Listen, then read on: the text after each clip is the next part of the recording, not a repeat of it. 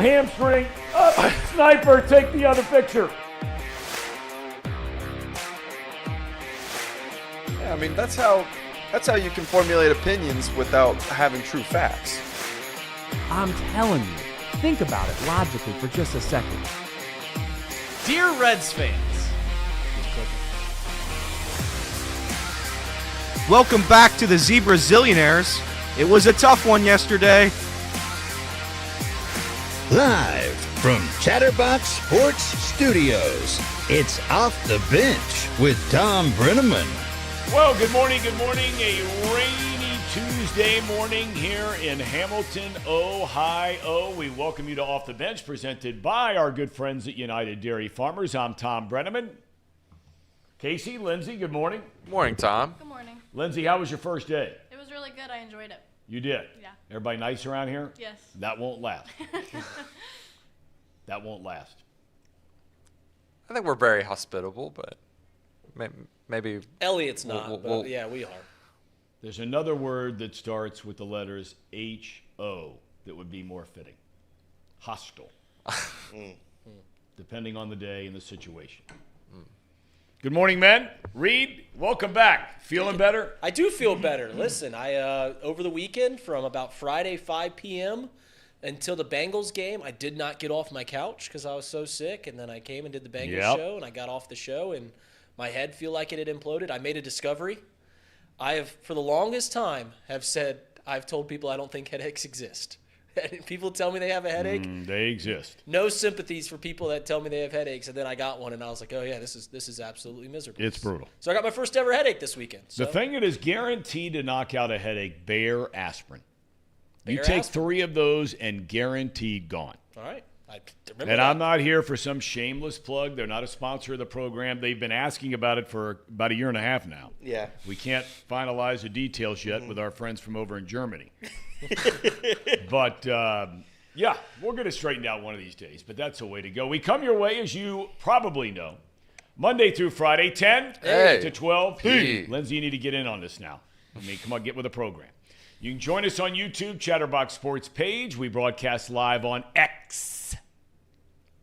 Our guy. That's your guy. My guy.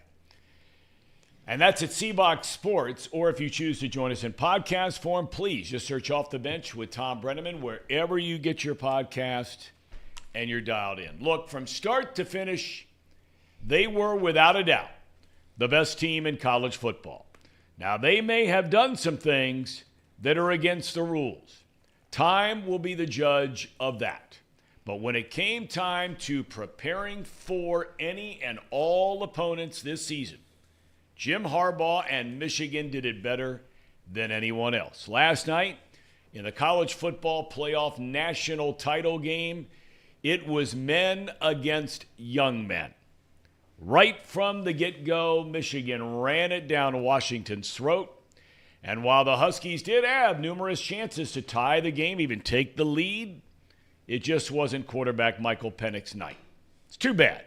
Seems like a great kid, hell of a player, great year. As great as he was in the national semifinal against Texas, it was really a different animal altogether he faced in Michigan's defense last night. But offense, the story for Michigan, the run game, the story. 300-plus yards on the ground en route to its first national title since the late 1990s. Quarterback J.J. McCarthy, he has a decision to make.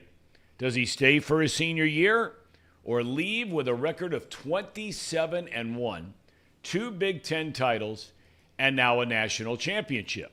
And then there's Harbaugh. Does he stay through the NCAA investigation of his program, regardless of outcome? Or does he leap back into the National Football League? He can really name his spot.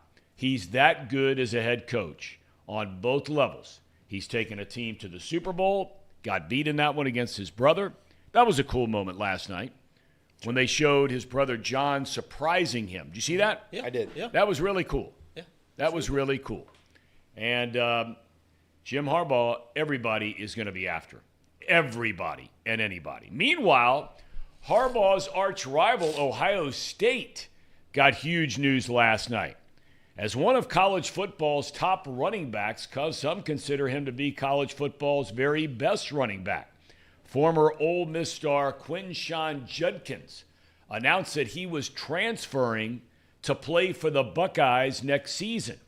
He has rushed for 3,000-plus yards and 31 touchdowns the last 2 years, and this year was a first-team All-SEC performer.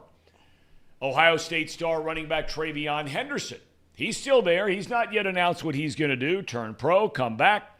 If he returns, Ohio State will have the best running backs room in the country, bar none, next year. The question is, can the Buckeyes block for either one of them? On the pro front, Bengals offensive coordinator Brian Callahan will get an interview to be the next head coach in Carolina. Now, for people who root for the Panthers, and when Jerry Richardson owned that team, I used to do a lot of their games. Starting the very first year they played their home games down in Clemson while they were building the stadium in Charlotte. Now, in his later years, Richardson got a little weird. Said some things, did some things people didn't like, but he ran a top-flight operation. I don't know David Tepper, who owns the team now, but did you see where they released a picture yesterday in their release about bringing in Brian Callahan to interview for the job? And it was a picture of Dan Pitcher. Yeah. It's actually not the first time that's happened. NFLPA also made the same mistake. I don't know what it is, but people think that Dan Pitcher is Brian Callahan for some reason now. One and the same. One and the same, I guess. Well, the Panthers announced yesterday they're going to bring in nearly 10 people, and when all's said and done, maybe more than that, for this coveted position. And we certainly wish Callahan well. Good guy. Love his dad. Wish the Bengals had him on their staff, Bill Callahan. That's a big league operator. No doubt. Joe Burrow, meanwhile, met with the media for the first time yesterday since injuring his wrist back in November. Now, he put no timetable on his return. He did say he hopes, your guy Obama, all about hope and change. Your guy, Tom. He hopes to be ready for OTAs later this spring. He added, among other things, that he expected and hopes that T. Higgins will be back next season and that the offense must become better and more explosive in the run game. If you really listen to that, and we'll get into this more, I don't know how many of you actually listened to that press conference. Probably not a lot. And I don't blame you. Because really, as great a player as Burrow is, and as great a human being as he seems to be, his press conferences are pretty vanilla. I mean, he really doesn't say much. A lot of the time. He really doesn't. What's that? A lot of the time. It's I mean, he's pretty vanilla, and he doesn't go into big, long-winded answers, and there doesn't seem to be, not that he's not capable of it, I'm not saying that at all, but there just doesn't seem to be, a whole lot of meat there when he does a press conference. Is that fair? He's mastered the coach speak, in my opinion. Now, he did Well, leave his dad was a coach. That's where he learned it. Yeah. I do think he left a few nuggets for us, though. He did. Yeah. He did. But the one area that I was hoping to hear a little bit more, and it doesn't matter what I think. I mean, who cares what I think about it? I mean, it's Burrow. It's Joe Burrow. But when there were some very probing questions yesterday about what did you learn about this offense sitting on the sideline and watching? He would say, well, I wish I was out there competing like I normally do instead of sitting around and watching. They asked him about getting back under center a little bit more next year. Gave very little about that. Not that he owes anybody any thoughts on that. He doesn't want to tip anybody off maybe on what they might or might not do. You agree with that? Did you listen to it? Yeah, I came away that he basically said that he liked what he saw in terms of what was happening under center. He thought that Chase Brown and Joe Mixon could get going next year. We don't know if Joe Mixon will be back, but it seemed like he thought Joe Mixon would be back next year, so we'll see in that front as well. But I in general, he just said that there was some stuff that they were starting to do when he was finally healthy for that 49ers game and that Bills game. They were doing some more stuff under center, and then he got hurt, and he just was never able to fully dive all the way in like Jake Browning was able to. So maybe that is the future look of the Bengals. Only time will tell, though. So we'll see. Okay, we'll see. In other NFL news yesterday, the Jaguars fired their defensive coordinator along with a lot of other guys. Mike Caldwell, he's out after 2 years. Wink Martindale is expected to step down as the New York Giants defensive coordinator. Apparently, by all accounts, it was a terrible relationship that Martindale, who's very good at his job, had with Brian Daboll, the head coach. They called the whole thing toxic, so that's over. The Miami Dolphins will be down to their 5th and 6th string linebackers. How about that? Going into play at Arrowhead against Kansas City. They lost 2 starters earlier this year to injury, and the 2 players who replaced those 2 got hurt in Sunday's loss to Buffalo. And then we come to college basketball. A big one tonight at Fifth Third Arena. The UC Bearcats, your UC Bearcats, Elliot, That's right. play their Big 12 home opener with number 25 Texas coming to town. Cats have won 4 straight. They sit at 12-2, and coming off their first win, really big win in years, last Saturday at number 12 BYU. The Longhorns are 11-3. They lost their most recent game, their conference opener, against Texas Tech. Tip-off set for 7. The game is televised on something called ESPN+. You have to pay for that. You do, unfortunately. You do. You going to the game? I am. I bought tickets last. I was debating on whether to go. It looks to be. It's going to be. I mean, I hate to assume, but I think it's going to be a sellout. I think it's going to be a sellout crowd. We're up in the nosebleeds. I bought them for my dad and I, so we'll be going to the game. I will say this: if they win this, Tom, and did you see the spread on this game? By the way, Yes, I did. We were talking about it before the show. I couldn't believe it. Absolutely preposterous. 5.5 points. Why in favor is of it the Bearcats. preposterous? I think it's a couple things. Texas hasn't looked great to start this season, even though they're ranked in the top 25. But they haven't looked good. It took a miracle over Louisville. They haven't really played anybody. And UC, UC beat Stetson, who I think ranks 250th. They beat Stetson by 8 points at home. And you're going to tell me we can beat a top 25 team at home by roughly the same amount of points? I find that strange. I think it's a little bit of a recency. Big win over BYU. Let's bump it up to 5.5. I thought it was going to be UC minus 1.5. 5.5 is a little too much for old Elliott. It almost doesn't make sense, right? It doesn't make sense, which means you have to take it. Is Fifth Third big enough for 2 E-trains? Nice. Ooh. Is the arena big enough for the I 2 think so. personalities that are E-train? I think so. He spells his with a Y, I think. The artist formerly known as Bills and Texans superfan would like to know, Elliot, if you'd like to join him for a beer at halftime. I will have to see. Yeah, I will. I think I'm in section 203 maybe. So we'll see what's going on there. Yeah. Okay. All right. That's going to be fun. We're going to talk a lot about that game coming up shortly. Other games tonight, you have number 6 Kentucky at Rupp Arena against Missouri. Miami's at Buffalo. Xavier hosts number 4 UConn tomorrow night at the Cintas Center at 8:30. In golf, Tiger Woods announced last night that his 27-year relationship with Nike is no more. It's over. It closes maybe the most iconic brand relationship with any athlete in sports history. You think He did not say why it ended. who's made more money? Like, do you think Nike's made more money from Jordan or from Tiger? I would think Jordan. But I don't think it's as far as I think it's closer than people will give it credit. I think the shoes, right? Yeah, I mean, the Jordan thing is insane. But Nike's whole I mean, they're still naming uniforms now after Jordan and, the whole 9 yards. But it's the entire sport of golf. Everything Nike has put out in golf You're right. had Tiger Woods as an ambassador. Yes.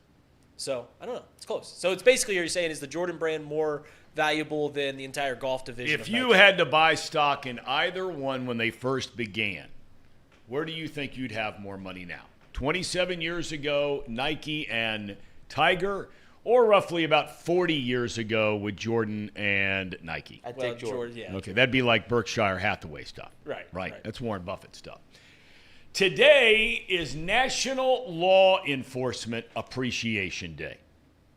And here at Chatterbox Sports, we would like to salute the men and women who protect and serve our communities day in and day out. Thank you very much. All right. We begin with the national championship game last night. Mark Fetters had said, please somebody send him a notification when we stop talking about Michigan. So it will be a while. This was a mighty impressive football team. You know, somebody made the comment that Ohio State losing to this team by 6 points looks a lot better now, especially after they take it to Alabama, come back late, beat the SEC champion, then just demolish the Pac-12 champ, which would come as no surprise.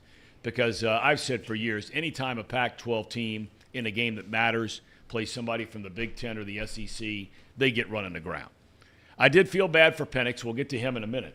But Michigan, you know, they obviously are so unbelievably well coached. You brought up before the show today, they're not bringing in top recruiting classes here over the last few years. So that means that once these guys, and this is what I've always said about every sport, maybe baseball more than any other.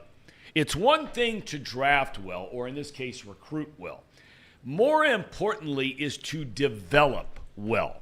So like we look at the Bengals, right? They allegedly drafted well, say, on the offensive line. They've not developed well on the offensive line. Michigan may not be bringing in the best recruits compared to the Ohio States and Georgias and Alabamas of the world. Maybe they're not. I don't know what those recruiting rankings really mean at the end of the day anyway. But the bottom line is, once they get there, Jim Harbaugh has got some serious coaching and his staff going on. Yeah, I looked it up because you mentioned that they don't have any big recruits. And I said, doesn't Michigan hardly ever get big recruits? They haven't had a single top 10 recruiting class. Not a single one since 2017. And here they are, one of the most dominant teams over the past 3 years. And what they do, now this in the semifinal game, in the final game, I would say both were closer than they really played. Like, it went down into overtime against Alabama, but Michigan pretty much dominated that game. Washington it was a one-score game in the fourth quarter, but Michigan dominated that game, and that just shows me that it's not about, in the NFL, you guys talked about this yesterday, it's about who the best quarterback is more often than not. In college, it's who's coached the best. And there's two stats that show me that Michigan's the best coach team in the land. Their offense turned the ball over 5 times this year. 5 times. Yep. They only had 40 penalties this year. That is absolutely incredible. They will not beat themselves. And it's hard to beat a team as talented, as well coached when they won't beat themselves. They almost did it against Alabama. Mm-hmm. The special teams almost did it. And we knew that watching that game, that this wasn't the Michigan team that we've seen all year long. They're just the best coached team. And they did it without their coach on the sideline for the majority of the year. That's how good of a coach Jim Harbaugh is he doesn't have to be on the sideline, and he has his team ready to play. Yeah, they dominated pretty much from the onset of this year. Do you know who those 4 turnovers were against, by the way? 4 of the 5 were against one team. Was it against Alabama? No, it was against Bowling Green. Really? Yeah, 4 of the 5. So that's not including special teams, but 4 of the 5 offensive turnovers were against Bowling Green. Yeah, I thought Washington did a decent job actually for most of the game. Yeah. It just came down to the end, and Michigan, the Michigan defense is just unbelievable. It's just unbelievable. Having said that, though, there were a lot of plays out there that Penix missed. Yep. Yeah, there were. I mean, there were some. The one phantom holding call, the officiating, I thought, for the game was terrible. And I normally never badmouth officials, but I mean, good Lord. The one phantom call where they hit the big play, they were down 7. They had made a 40-yard pass completion, but there were a couple of others. I had said to my dad, after watching Washington in the semis, that I can't remember a quarterback throwing a better deep ball than Penix. And then how ironic that turned out to be, right. More ironic, maybe more like it, is that all of the open throws, so many of them last night, he overthrew guys that were wide open. Wide open. Yeah. Mm-hmm. But I do think it was a little bit of a mental trip for him. I think he was playing a defense he's right. I think the pressure got to him. Yeah. I don't think he's faced anything close to what he faced last night. So I'm not gonna bash Penix too much. He didn't play great. I think he was dealing with injury towards the end of that game. He lost his running back due to injury at the beginning of the game. It looked like he was on one foot. Yep. So the offense really wasn't clicking. I thought it was strange on both sides. I think Thom, was tweeting about it a little bit, but it seemed like Washington kept trying to run the ball and Michigan kept trying to throw the ball at various points in that game.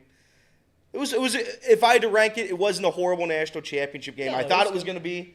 It came down to obviously those two massive 40-plus yard rushing touchdowns early. But yeah, it was a decent game. Washington dug their heels in. Yeah. Like I saw you tweeting about the runs, and literally everyone on Twitter was like, "Why is Michigan trying to throw the ball? Why is Washington trying to run the ball with a guy on one leg?" But from the onset, Michigan was just bully balling. Just putting it right down the field. Those two big runs, 200 rushing yards in the first half. Yep. But really, from the second quarter and the third quarter, Washington dug their heels in and said, "Listen, we're not going to let you just run the ball all over us this entire game." Now, Michigan eventually got over that because they started throwing the ball a little bit and opening up the holes once again for the running backs. But yeah, Washington, they adjusted well. Just Michigan was just the better team. Yeah. They're the best team all season long. I mean, think about that league looking ahead to next year. I mean, my gosh. Washington, Oregon, SC, UCLA coming into that conference next year. Mm-hmm. Man. I mean, those are some of the teams you match up with out of conference. You know, well, Michigan doesn't. They don't play anybody in the preseason. But, you know, whether it's Wisconsin or whether it's, fill in the blank, it goes to Penn State. Playing SEC teams, or Ohio State playing Notre Dame, coming up with Alabama here in another year or two out of conference. I mean, it used to be you'd schedule an Oregon or a Washington out of conference for your big game. Yeah. Now, you're not going to play every one of them because there's too many teams. But my God, what a conference that's going to be. Yeah, I think it's going to be a very competitive conference. There's not going to be any more just coasting for Ohio State, Michigan until they face each other. There's going to be an even tougher uphill battle for my Nittany Lions to overcome.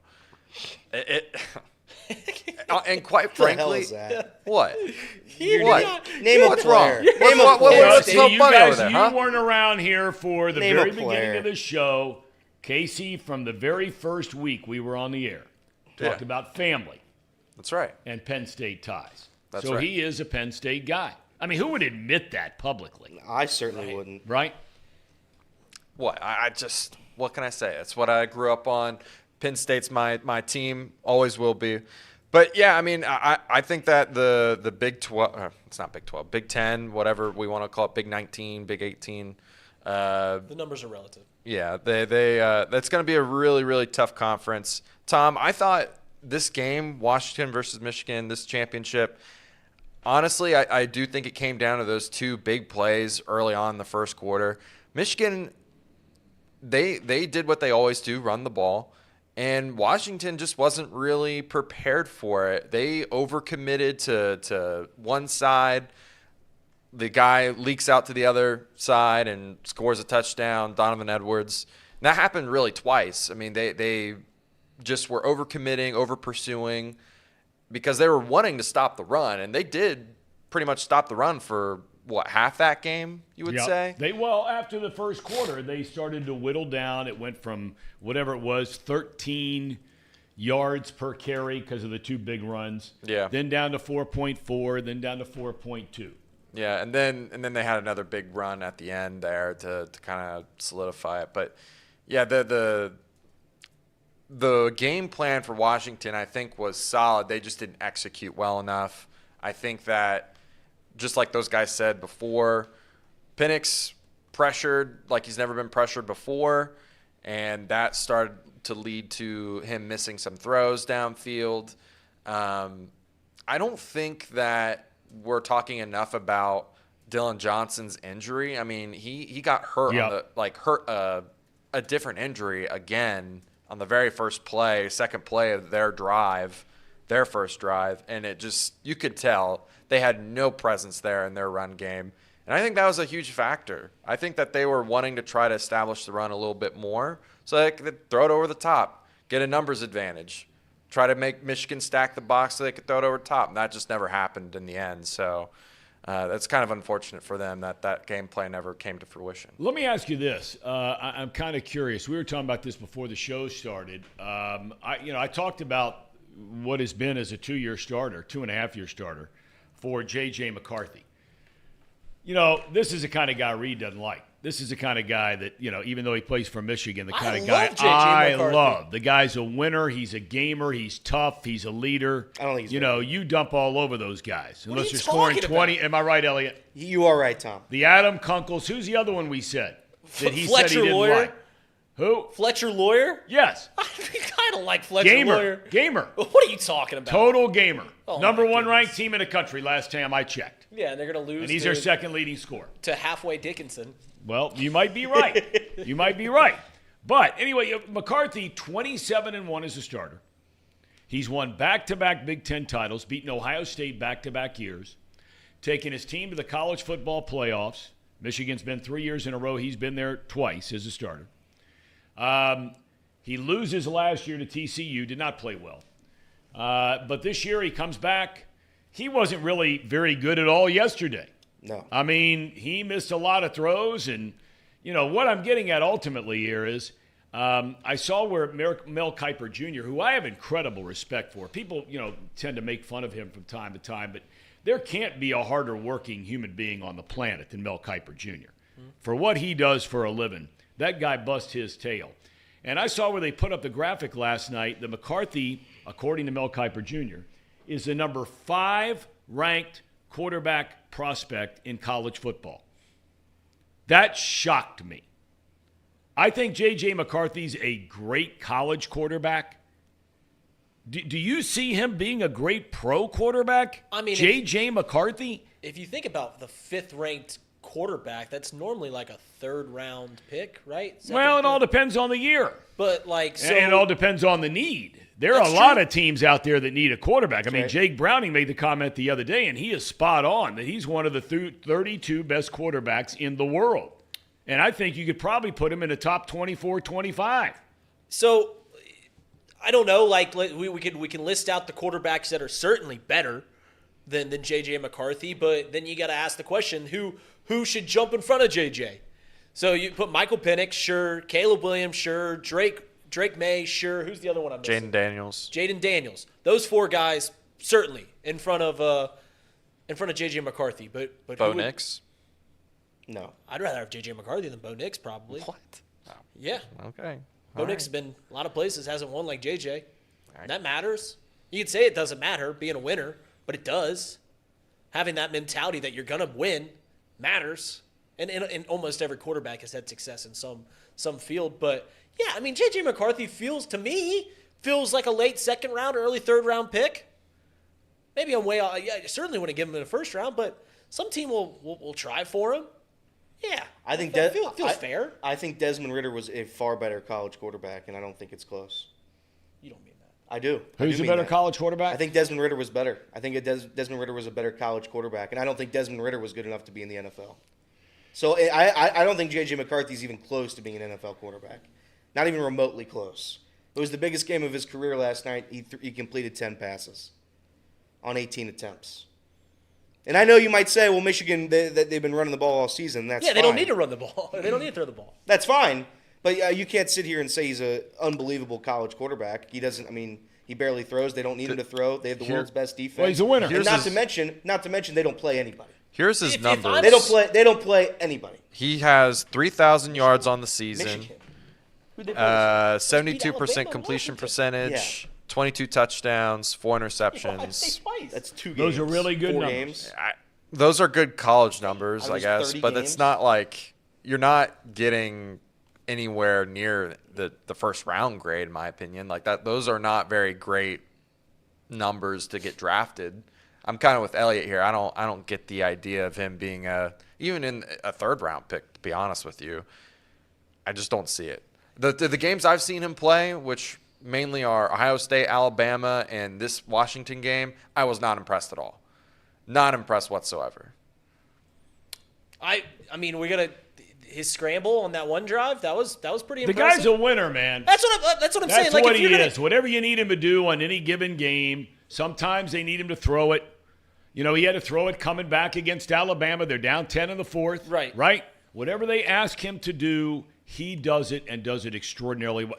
Look, 28 college starts, 27 wins. Sign me up. Listen, here's the thing, Tom. He's coming back. Is unlike other positions in the NFL draft, Like in the other positions, you can get like in the second and third round, and you can get a guy with a high ceiling, right? You can get a guy that like maybe a little raw but has all these intangibles. That's not how it works for quarterback. If a dude has a high ceiling, they're going to draft him in the first round because they know how valuable that position is. Typically, when you draft a quarterback in the third, second, fourth round, you're getting a guy that's a little limited, which I think we can all agree J.J. McCarthy is, right? Doesn't have the huge arm, doesn't scramble, doesn't have the athleticism of other guys. But if I'm drafting a quarterback and I'm saying, listen, we're gonna take a guy in the third round, just someone nice and reliable, and I look at the quarterbacks on the board that are gonna be around that time, why not take the guy that's 27-1? It's coming off a national championship. Okay, but I if beat you Ohio make State that, twice, beat Alabama. All right, but if you make that case, and I'm not disagreeing with what you're saying, but if you make that case, why wasn't Stetson Bennett drafted higher? Now, the physical tools are very different, and that's probably the answer to the question. Right. McCarthy's tall, he's fast, he can run, right? All those things.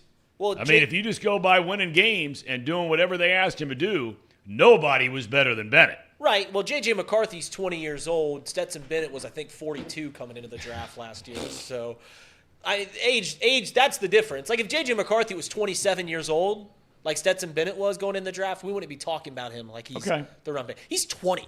He's 20 years old. Yeah. So. And, boy, for Ohio State fans, you sit there and you think about the way that whole thing, and we've told that story on this show before. I have a very good friend of mine in Chicago, one of my dearest friends in the world for 30 years, who lives right down the street from J.J. McCarthy's family. The guy's entire room through high school was decorated with nothing but Ohio State stuff.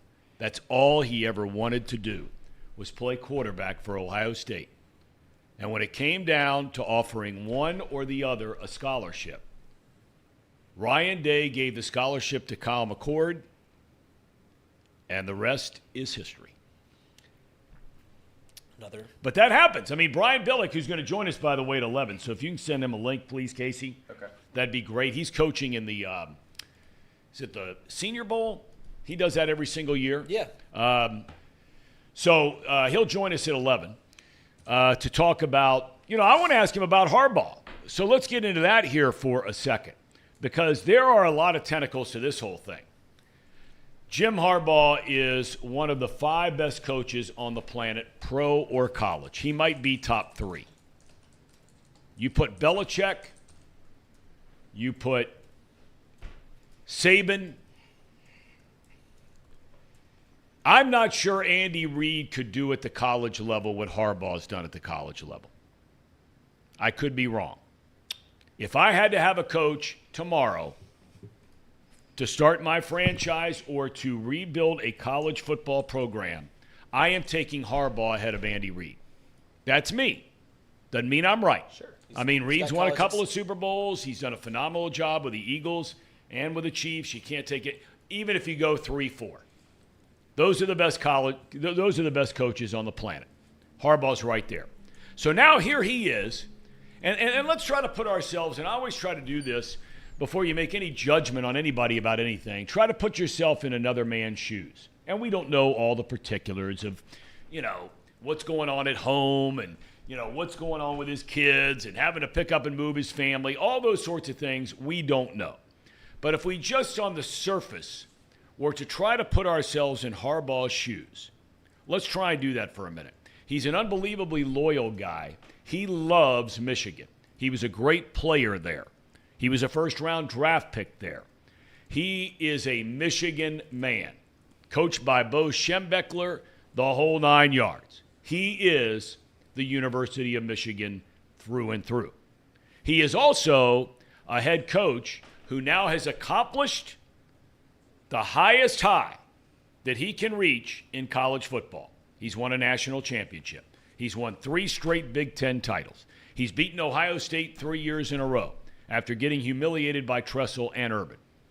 So, or actually by the time he got there, he just got his brains kicked in by Urban. Didn't beat him one time. But look, he's hit the highest high. As a pro coach, he took a team to the Super Bowl. Now, there are quirkiness issues with Harbaugh. That cannot be denied. I've known the guy a long time. I like him. I find him very interesting. He's very smart, but he is a quirky dude, and he wants control. So if he walks into some pro job, he is going to want to have a say on a lot of things. His track record, and you can only go by one team because it's only one team he's ever coached in the NFL, and that's the 49ers. He did not have a great relationship with the general manager at all. They were always going at it. There was always something happening. He didn't necessarily have a great relationship with the owner in Jed York, who is running that franchise, the son of Dr. York, who's married to Eddie DeBartolo's sister. So an owner who's going to offer him the job has to understand what comes with Harbaugh from a personality standpoint. But you also know what you're getting as a coach. Big time coach. So if you're Harbaugh, there is an NCAA investigation going on right now, a very serious NCAA investigation. And some of the justification of all of this by some Michigan fans just blows my mind. Take a step back. Try not to be a fan for a minute. Look at the thing objectively. And again, put yourself in somebody else's shoes. If this was Ohio State that was being accused what Michigan was accused of, if this was Penn State, if this was USC, if this was Alabama, if this was Georgia, you would be saying, this is serious stuff. But just because it's your team, you just dismiss it outright. That's insanity. It's insanity. Doesn't take away with what they did on the field or the year they had, but it's insanity to believe that. There are serious allegations. You have a coach that was suspended for 6 games this year. 6 of them. And neither one of those suspensions had anything to do, in the grand scheme of things, with this NCAA investigation. The Big Ten suspended him for 3 games for their reasons, whatever they were. This NCAA thing is a whole different ballgame. Where it ends up, like I said in the monologue, time will tell. But if you're Harbaugh, are you walking out the door, or are you going to see this thing through, good or bad, whatever the NCAA hands down, and stay at Michigan? I wish that I had a grip on this pulse on this question, but I really don't. I could see this going. I think Jim Harbaugh truly is a stand-up man. Like, I don't think if he takes an NFL job, it would seem like he'd be running away from a problem he created, or at least was involved with. I don't know if he created. Right. But he also seems like a guy that would sit there and like, hey, I'm gonna see this thing through. And I think Michigan's gonna be hell-bent on keeping Harbaugh because they know through the waters that are ahead, only one guy can navigate them through that. Yep. And that's Jim Harbaugh. So I wish I really had a take on this. I wish I had an opinion on what Jim Harbaugh is going to do.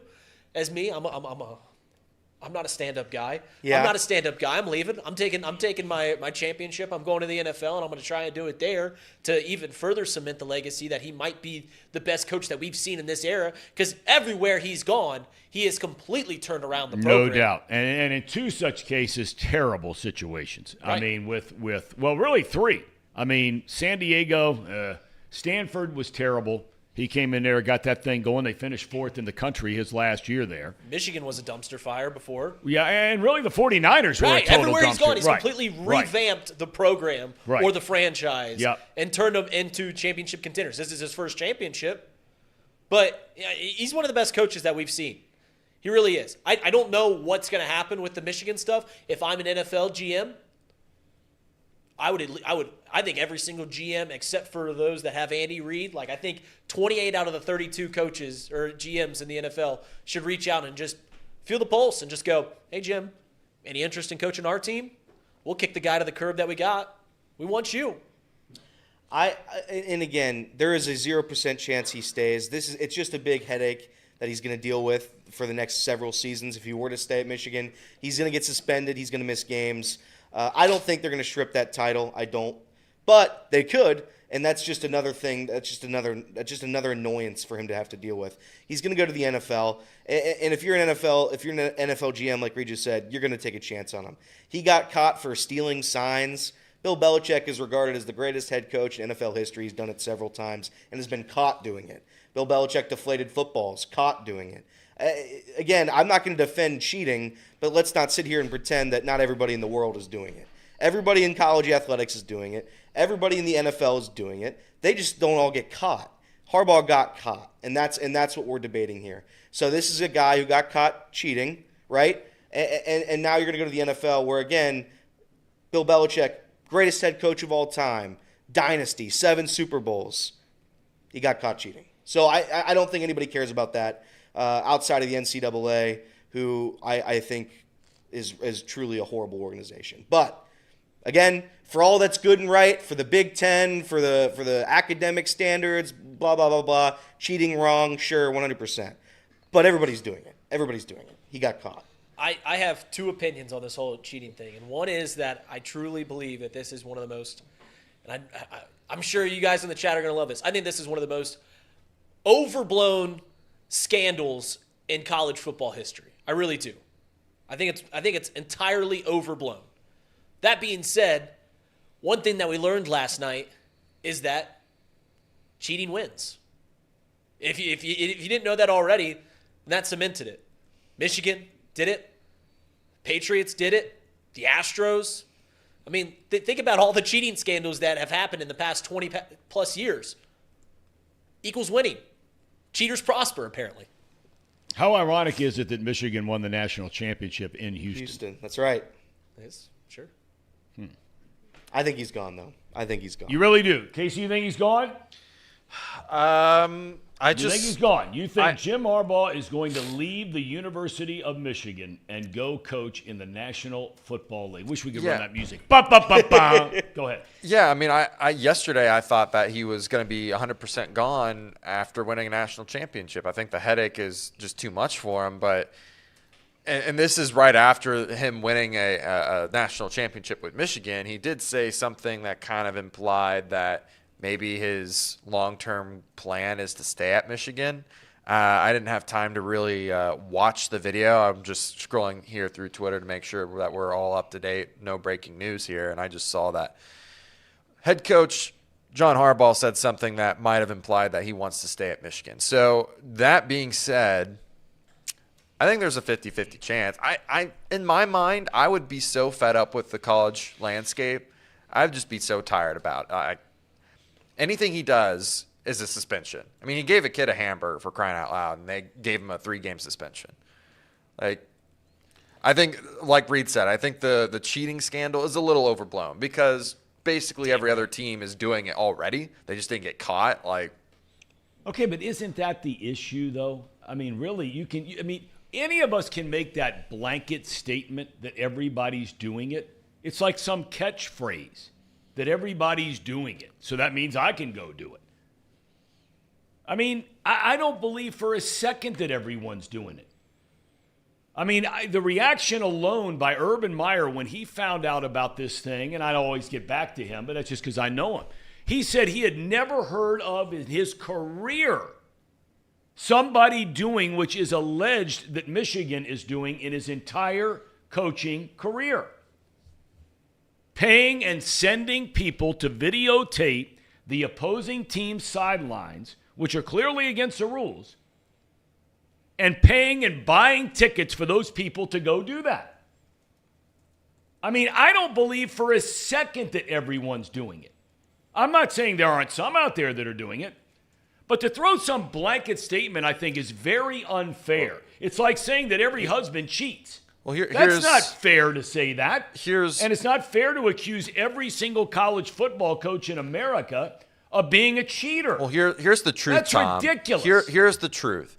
Every team is trying to figure out every other team's signs. Whether or not you're halfway trying to figure it out by just maybe watching the game film, or if you're sending someone, the punishment's all the same if you get caught. So kudos to Michigan. They went all in on the cheating thing.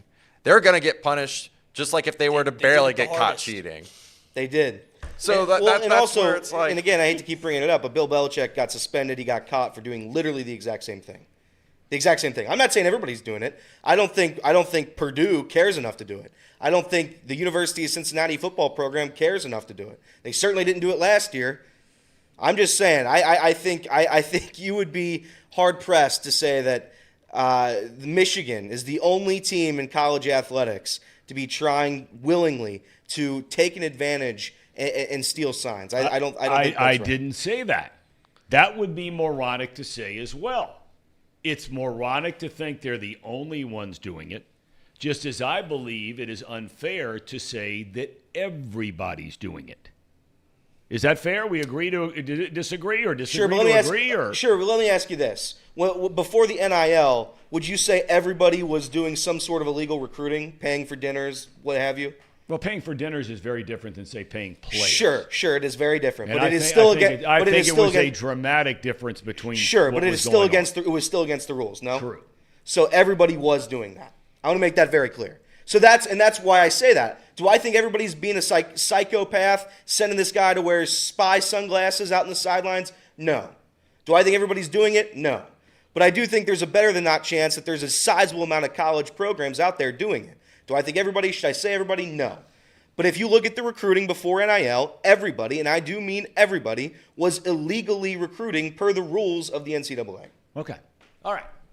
Well, the bottom line is that if you were a betting man, and we're going to wrap up some of this stuff on the college football playoff. We got some stuff but I mean, this is a deeper topic than that because you have so many questions moving forward as to what is going to happen, if anything, maybe nothing at all. And one of the questions I found interesting was, because we asked about this on the show yesterday and was brought up on X last night and again this morning, is if, and I don't want it to happen. I don't want them to get nailed. I know a lot of people think that I hate Michigan, and I don't because I don't hate Harbaugh. I like the guy. I genuinely like him. You used to interview him.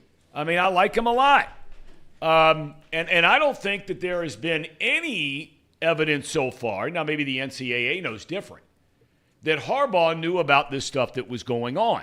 Do I think there's a chance there's some link to a guy on his staff? I think the chances are probably pretty good that's going to come out. And so somebody's going to be the fall guy for this thing. Yep. But it doesn't mean that Harbaugh knew about it. So I really don't hate, for those of you here on the chat that are saying, oh, Thom, old man, you hate Michigan, blah, blah. I don't hate him. I'm glad the Big Ten won a championship. I'm tired of hearing about the SEC. All I'm saying is this. Harbaugh, in some form or fashion, is going to have to pay the fiddler, as they like to say. Something is going to come out about this. Something. It might be small. It might be huge. We brought up earlier, they've not traditionally recruited all that great, but they're great coaches. It makes you wonder, do some of the other people involved in recruiting against Michigan, they're using it against them, this whole investigation.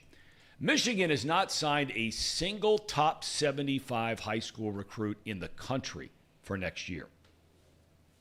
So the 75 best ranked high school football players in America that are seniors right now and already made their commitments, Michigan has not signed one of them. Now, I don't know what that means, if anything, because all I know is if I had a kid that was a great football player and they had a chance to go play for Jim Harbaugh in Michigan, I'd send them there in a heartbeat.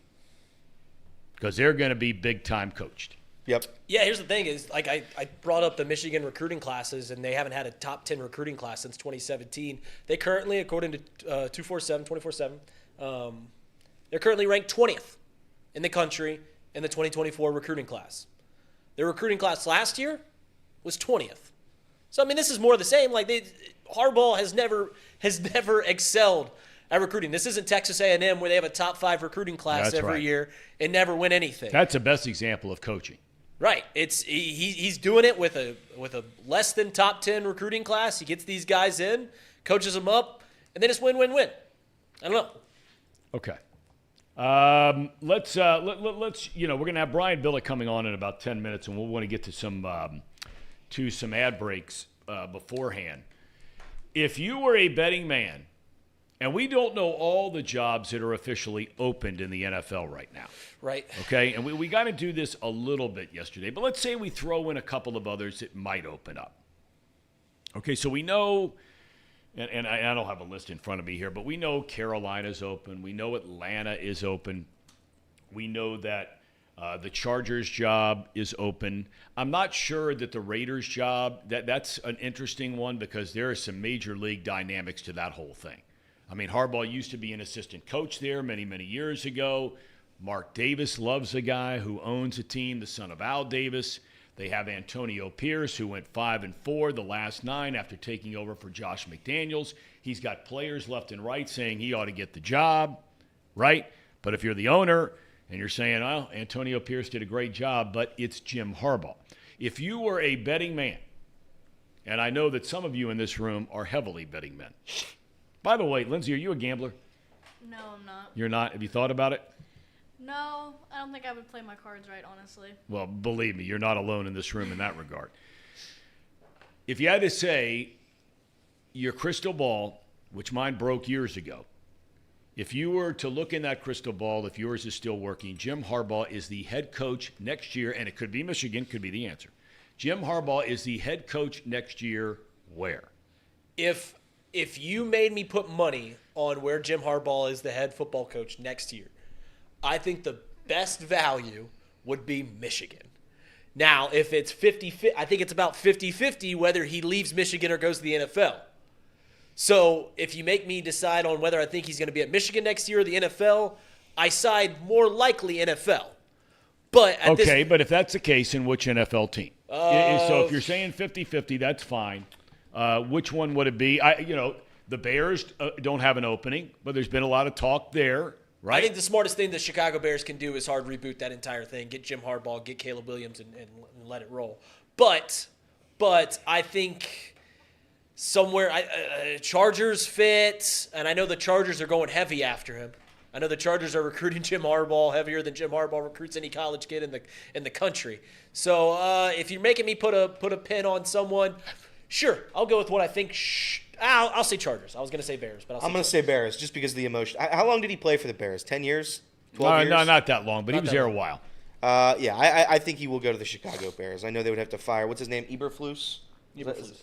I think they should get rid of Eberflus. I think they should trade Justin Fields and reboot that whole thing. I agree. I don't think he's staying in Michigan. If the Bears do get Jim Harbaugh, then I think you have to. I think you have to get rid of Justin Fields then and just start anew. I disagree with that. I disagree with that too. I mean, I think you're giving this guy now a brand new, fresh start in Fields with a guy who knows the position and can play the position and can coach the position. I mean, what the hell's the difference bringing in Caleb Williams, who has zero experience at the pro level, as opposed to a guy who's done some not so good things, but he's done some really good things, and he's got 3 years under his belt in the league. And he's a better athlete than Caleb Williams. Yeah, I just haven't – the thing about Justin Fields is I think he's a fine quarterback. I just know next year you're going to have to pay him $45 million, $40 million a year. And I don't want to pay Justin Fields $40 million when I'm not seeing vast improvements. I'm not seeing – he's slightly improving. He's getting a little better every year, but he's been in the league 3 years now. He's been in the league 3 years, and he's barely better than when he entered the league. If I saw vast improvements, if I saw more consistency, I'd be more than willing to give Justin Fields $45 million.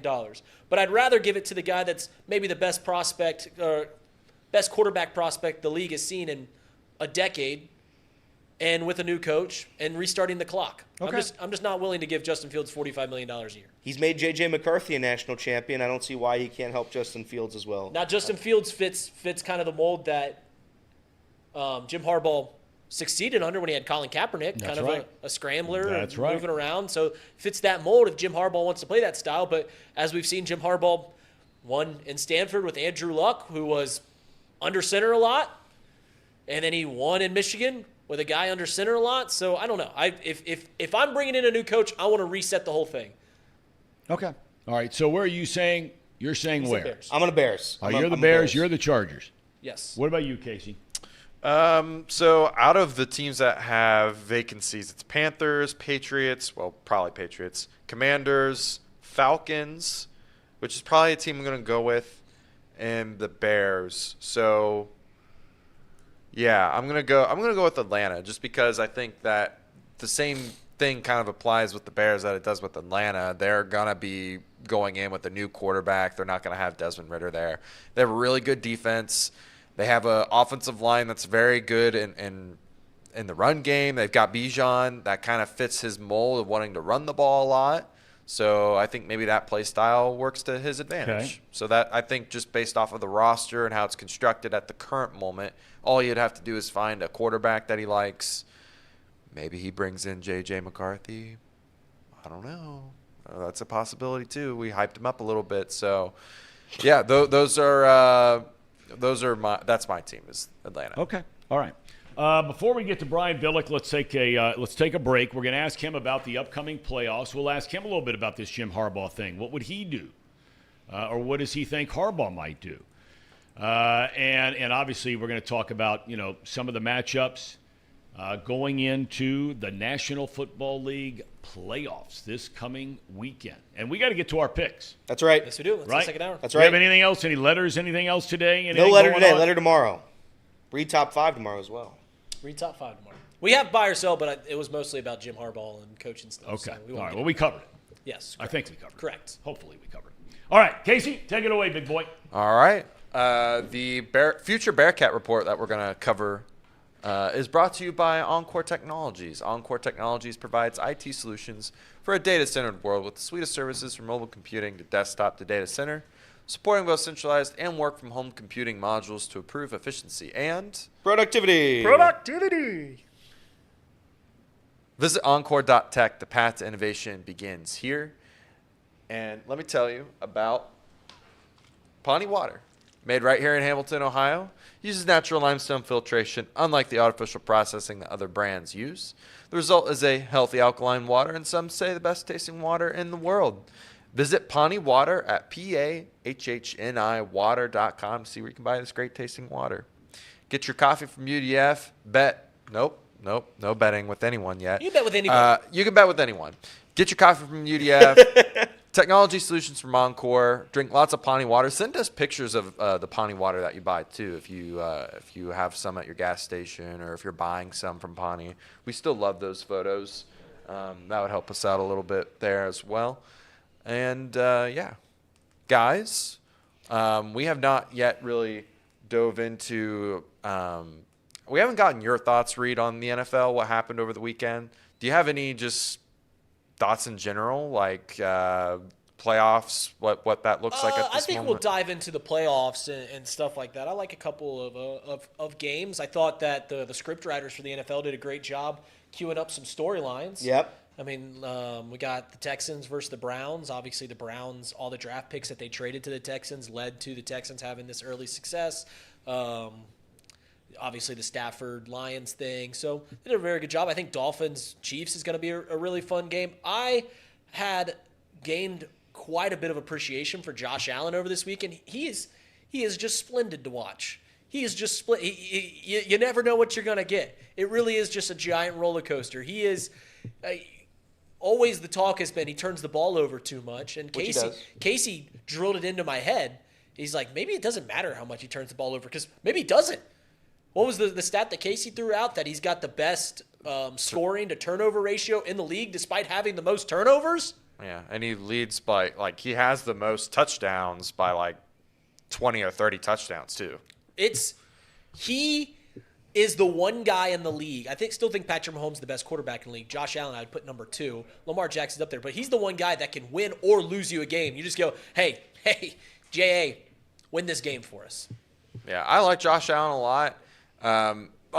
What's crazy is, you look at the game against Miami, and I'll keep hammering this point because it makes no sense for him to do some of the stuff that he does. He was 30 of 38 for 360 yards, a couple touchdowns, yet he still makes those boneheaded interceptions, those fumbles, and it's if he would just clean it up a little bit, how good Josh Allen would really be. But the question is if you tell him to pull it back, you tell him to reel it in a little bit, what does he look like? Right. Are you limiting his ability to create plays if you say, hey, we want you to peel it back a little bit, bring it back just a tad so we're not turning the ball over as much. And then Josh is like, well, that's not who I am. That's not how I am as a player. It's this is a terrible comparison, but remember Dontrell Willis when he came into the league in Major League Baseball? He had this big leg kick, and he looked so goofy throwing the ball, and everyone's like, man, what if you just made him Like, how much velocity is he losing from this big leg kick? How much is he losing as a pitcher? And then you talk to this pitching coach and be like, hey, if we don't let Dontrell be Dontrell, what do we got here? So at some points, you just got to let a player be the player that they are. That's right. I think he hit a home run for the Reds. Did he? D-Train. I think he did. He was my favorite player growing up, right? Because he was Rookie of the Year in 2003. Obviously, the Cubs lost to them in that NLCS. Tom called that series. But he's my favorite player, not from the Cubs at that time. I think he hit a home run against the Astros. I think that was the team he hit a home run against. Dontrell. Could be wrong about that. D-Train. Big leaguer. He would swing it. Oh yeah, he could definitely swing it. He had a good run at it there for a little while. Yeah. Yeah. So Yeah, always Rookie of the rooted for the Year. guy. I think he was like second in MVP voting his second year in the league. So he's a good player.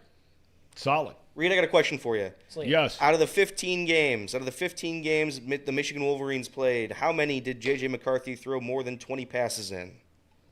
Out of the 15 games they played, I would say 11. 5. I was going to say Wow.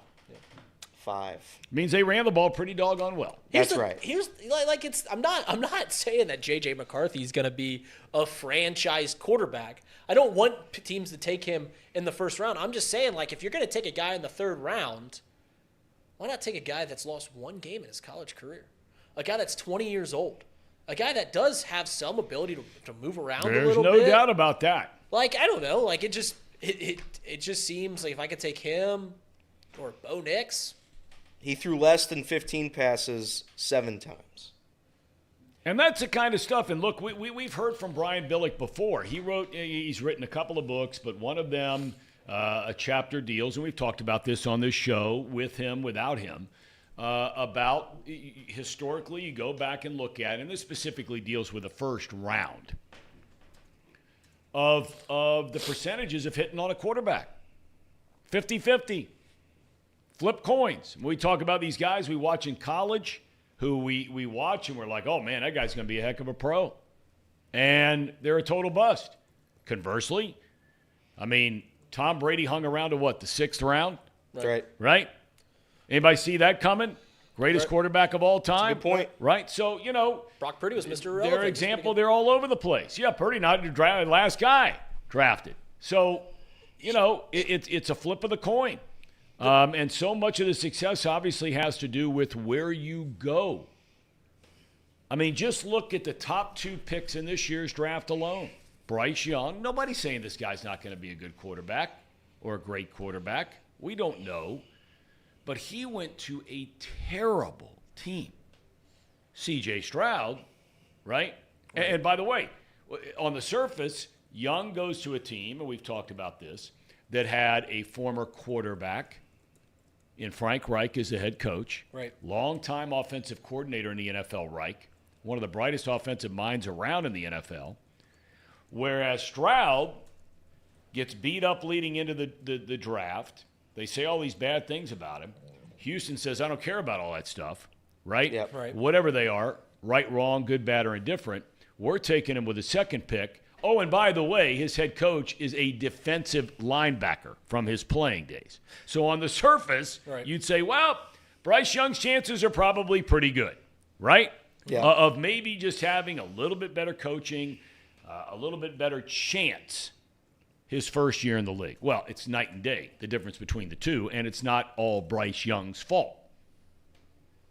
You just don't know. Yeah. You don't. And listen, I once again, I'm not saying that they should take this guy in the first round. I'm going to pull up like draft picks in the 3rd and 4th round, 2nd, 3rd round, are almost never anything worth. Like these are the quarterbacks taken in the 2nd and 3rd round over the last 3 drafts. You ready? Last year, these are the quarterbacks taken in the 2nd to 4th round. You got Will Levis taken in the 2nd, Hendon Hooker taken in the 3rd. Okay, go to the year before that. Who do you got taken in no one taken in the 2nd round? Desmond Ridder was taken in the 3rd. Malik Willis was taken in the 3rd. Matt Corral was taken in the 3rd. Bailey Zappi was taken in the 4th.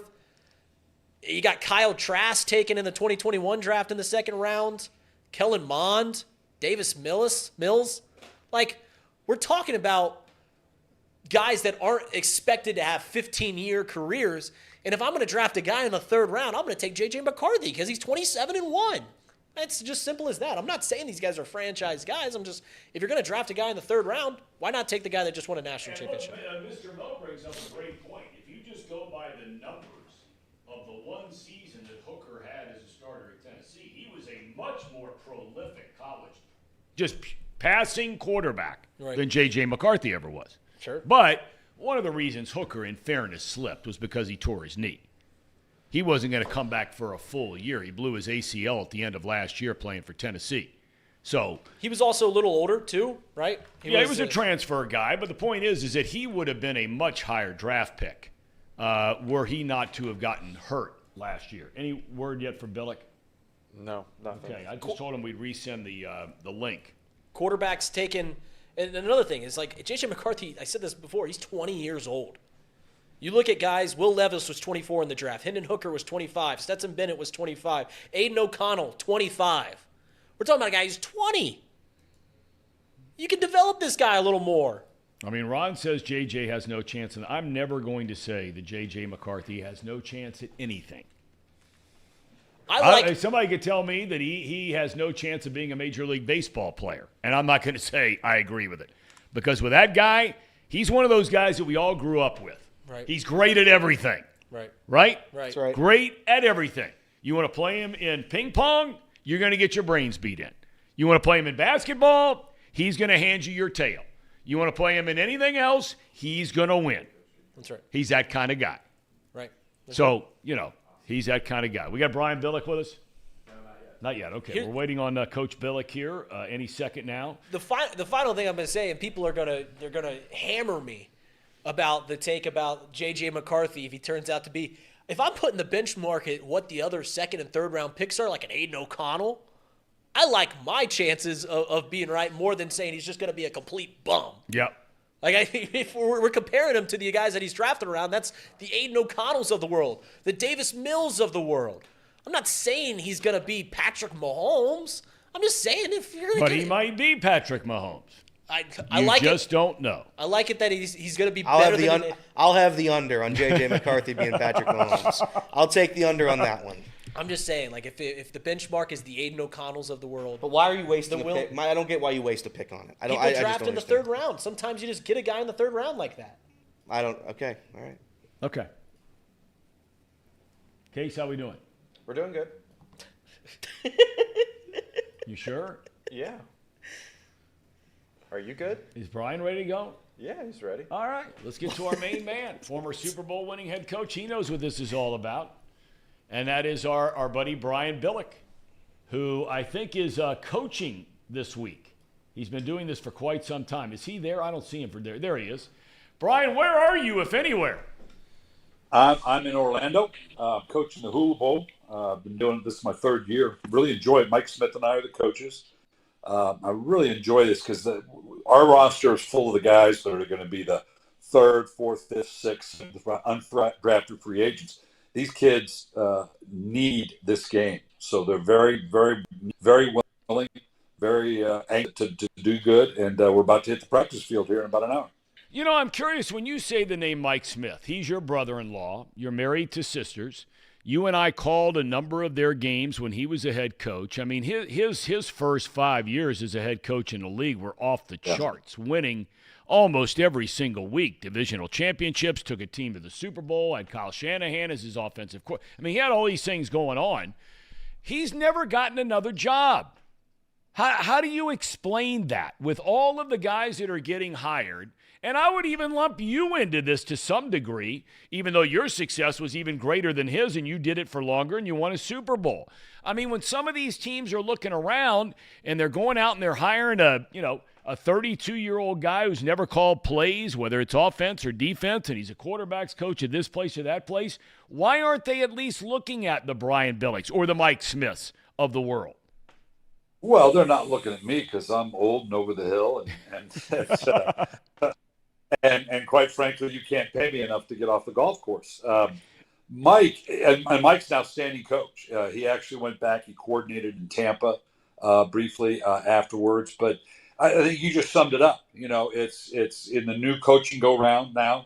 They're going to do their due diligence and find, whoever had lunch with Sean McVay or Kyle Shanahan is going to get a head job. I mean, that's what they're looking for right now, is the young guy to come in and do, because those kind of guys have been, the Matt LaFleurs and McDonald's, they've been very successful. So that's what the league's looking for right now. Okay. I want to ask you, we were talking a little bit about J.J. McCarthy, the quarterback at Michigan. Goes 27-1.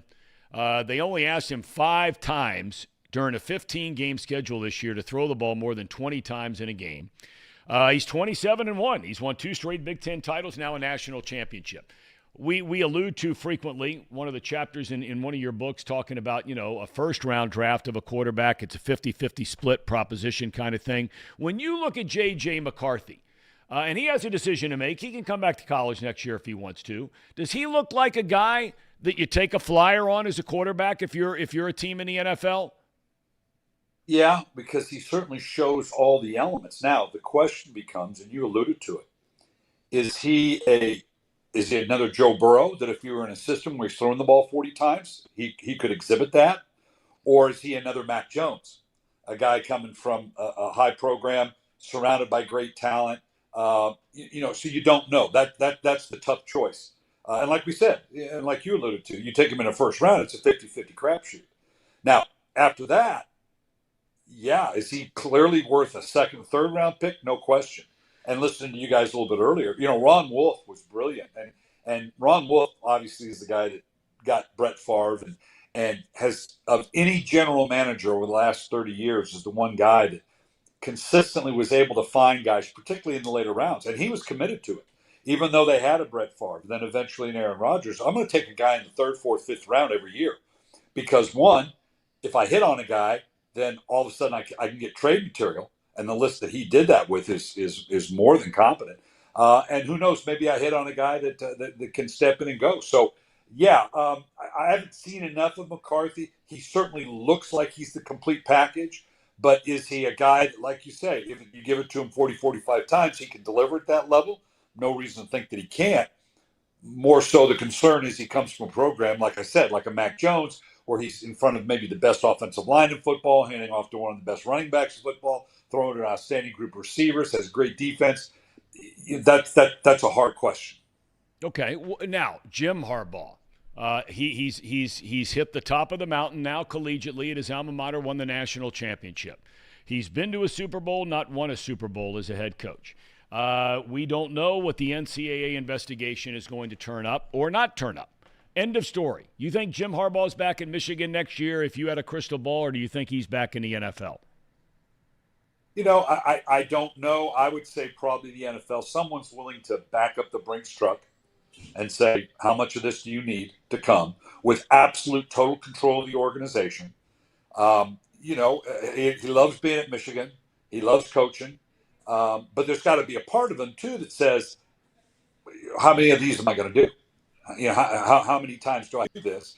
Notwithstanding come to some of the things with the NCAA, do I just step out of that fray? Because it's going to carry over for the next couple of years. And, he could make the case, look, I'm too much of a distraction at Michigan. He's done an unbelievable job. He delivered as promised, put together a hell of an organization, and won a championship. The competitor in him, since, the NFL, although he did very, very well there, I can see there's a part of him that would say, nah, you know what, I'm going to go back and I'm going to take the mega bucks and more importantly, come into the organization where clearly he will have absolute and total control. Okay. Playoffs coming up this weekend. For me, I find the Lions Rams game highly intriguing because of Matthew Stafford coming back there. I think the Cleveland at Houston game is very intriguing. They're all great matchups. But is there one or two games that you look at, maybe they're the same two, maybe they're a different two, that you look at and you say, oh, man, this is a can't-miss watch here? Yeah, they're all good, simply because I think clearly the number one seeds are viable. They're deserving the number one seeds. And from the point outside of them, you go down through the AFC, I think it's a scramble. I think you could make a strong case for virtually everybody in the playoffs as being a viable challenge to the number one seeds. We talked about before, Cleveland's the most intriguing team to me because I think they're the best defense in the league right now. Let's remember, Joe Flacco's got the pedigree. He took the Ravens to a Super Bowl and won it on a year but got into the playoffs and had an 11-run or a 4-game run. They had to play all the games. 11 touchdowns, 0 interceptions. So they've got the talent and they've got the defense. Plus, they're a team. They'll go into Baltimore. They've been there so many times. They know what that is compared to other teams that have to go. So I think Cleveland, in particular, is the most intriguing team to me that could really challenge Baltimore. In the NFC, it's hard. Boy, the way they played the last month, but at some point, does Philadelphia wake up? Do you pull on that tiger's tail one too many times, and they wake up and boom, you go? They're going to be for real. Dallas at home seems to be unbeatable, but can they take that on the road to San Francisco? So I love the field and the wild card because I think all of them are viable. When you've had teams like this that on paper look like they're very talented teams, but for some reason something or some things plural is missing. If you're Sirianni in Philadelphia right now, I mean, the wheels have fallen off this team over the final month of the season. 5 weeks ago, they're the number 1 seed in the playoffs, and now all of a sudden, they're backing in as a wild card and having to open on the road. I think it's a very winnable game in Tampa Bay. It's also a losable game in Tampa Bay. What do you say to your team now if you're Sirianni?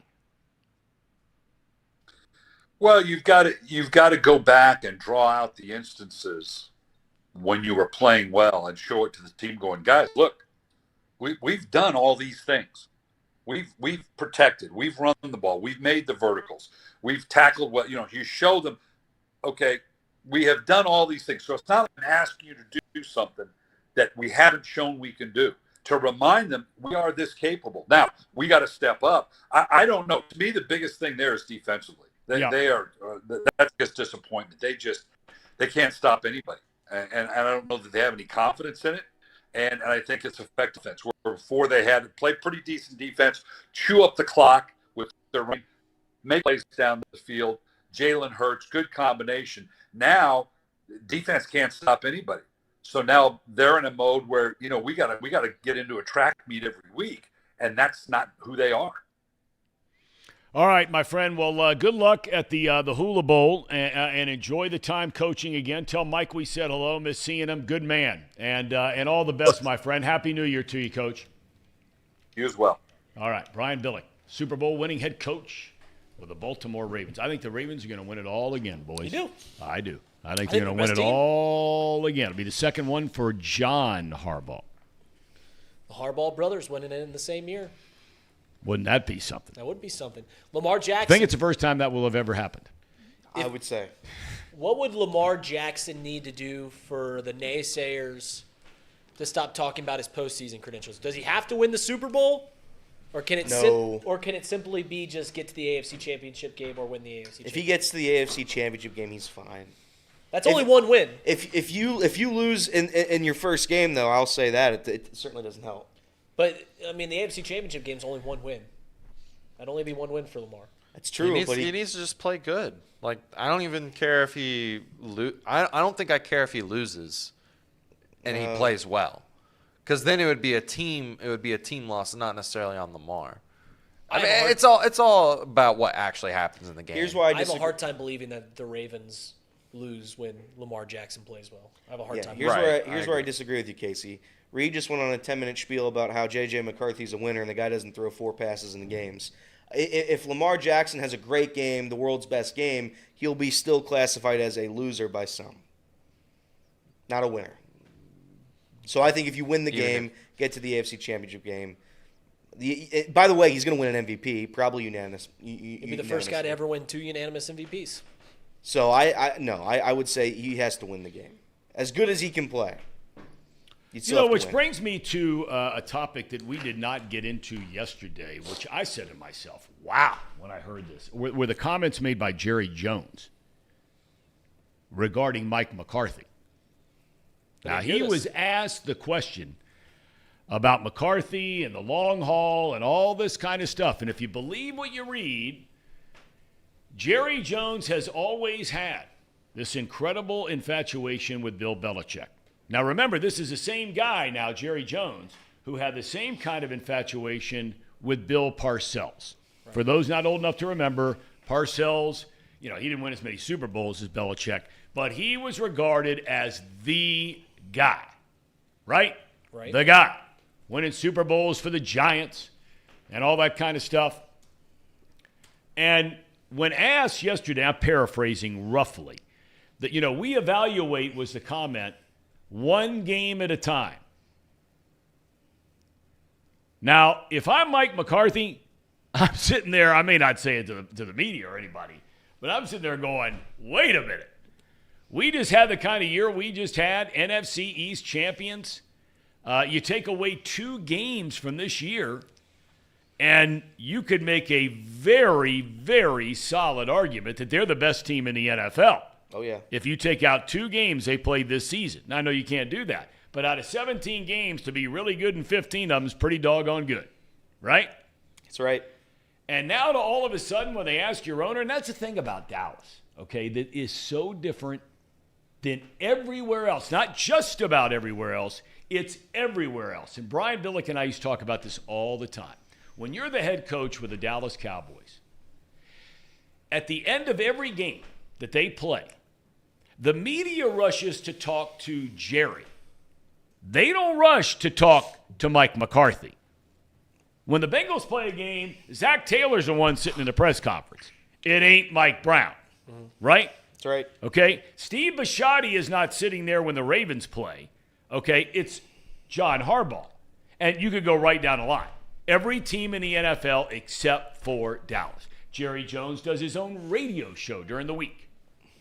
And it is the most listened to segment on the radio in the United States of America by market, as far as market share, when he's on whatever day during the week it is in Dallas on that morning show.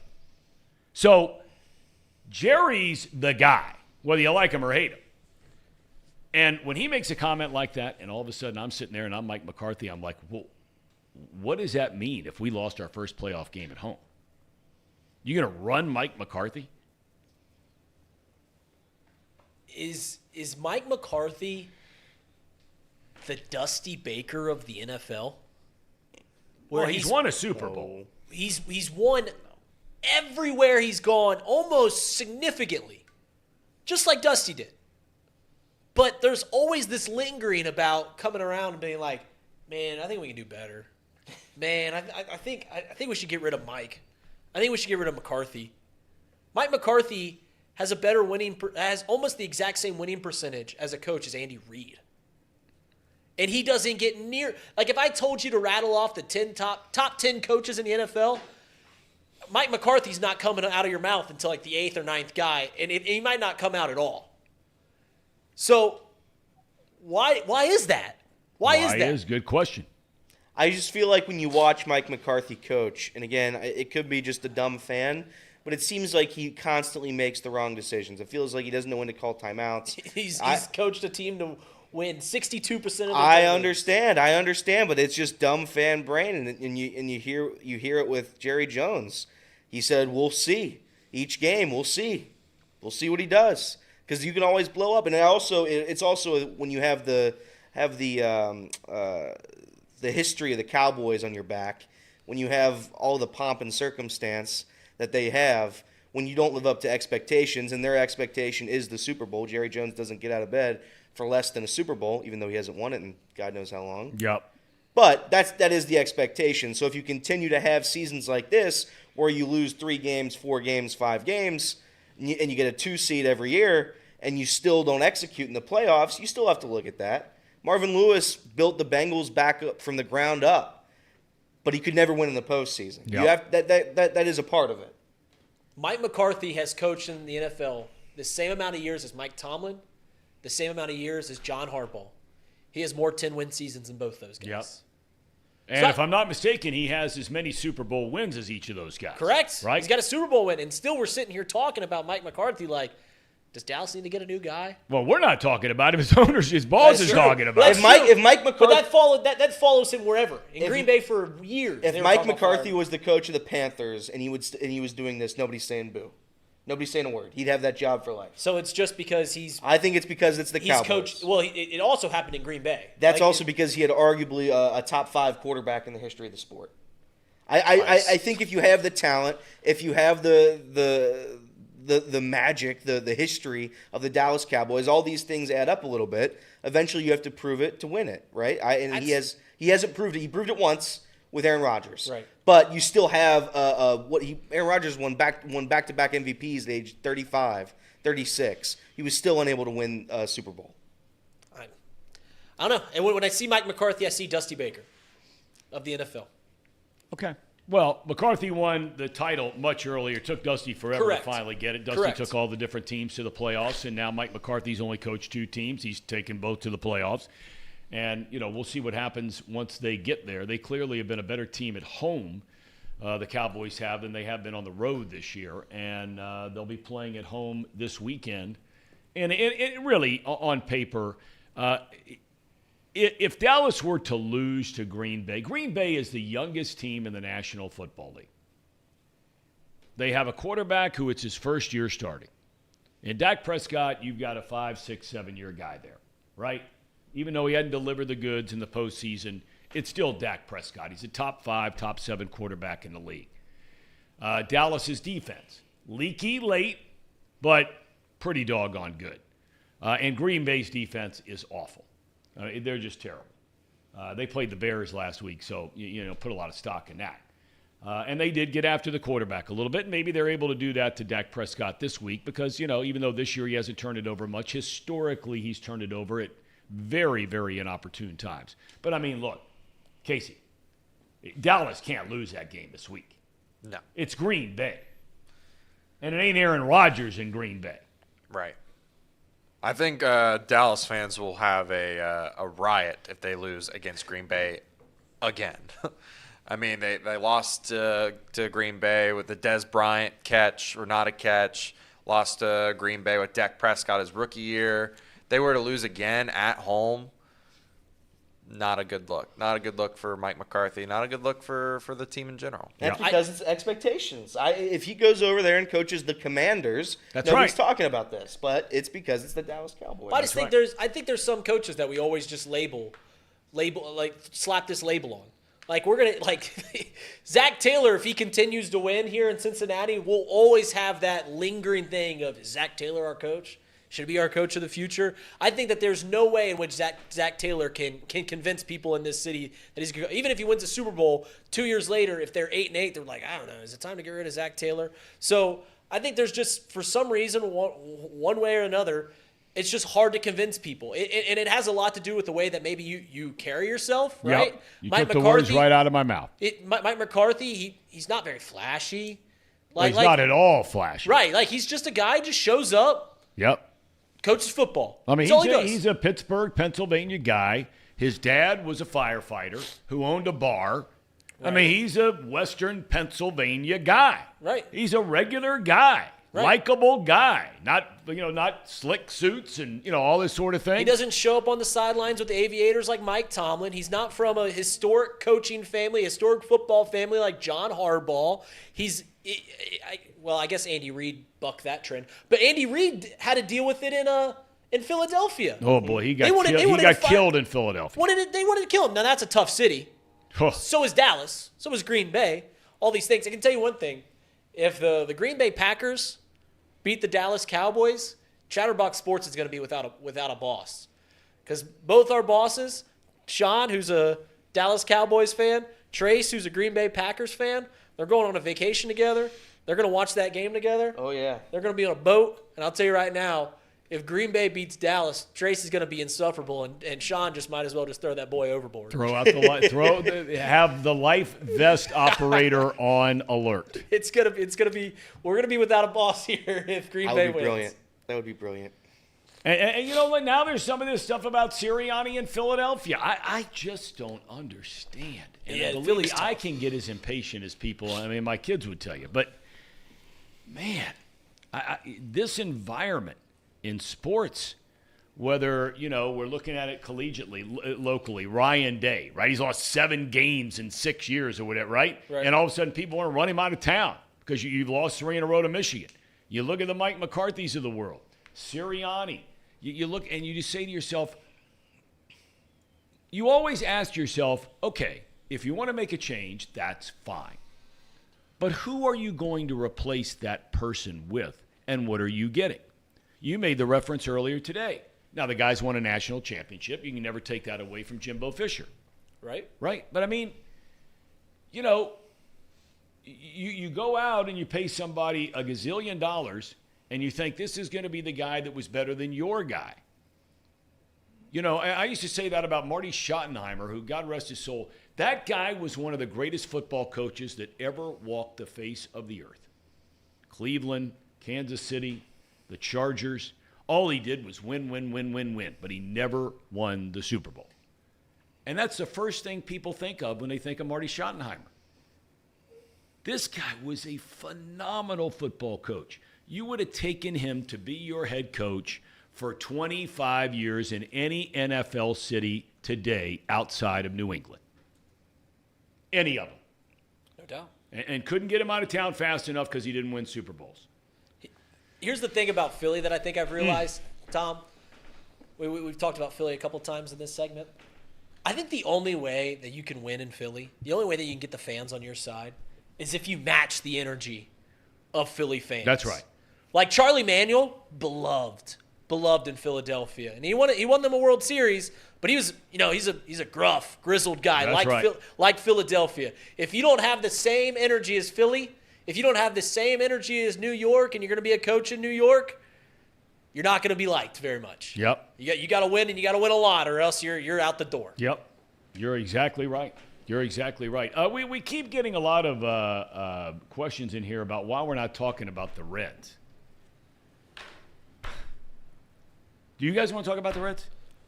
I don't. I mean, you got the NFL playoffs getting ready to start. We just had the college football national championship game. You have coaching vacancies all over the NFL.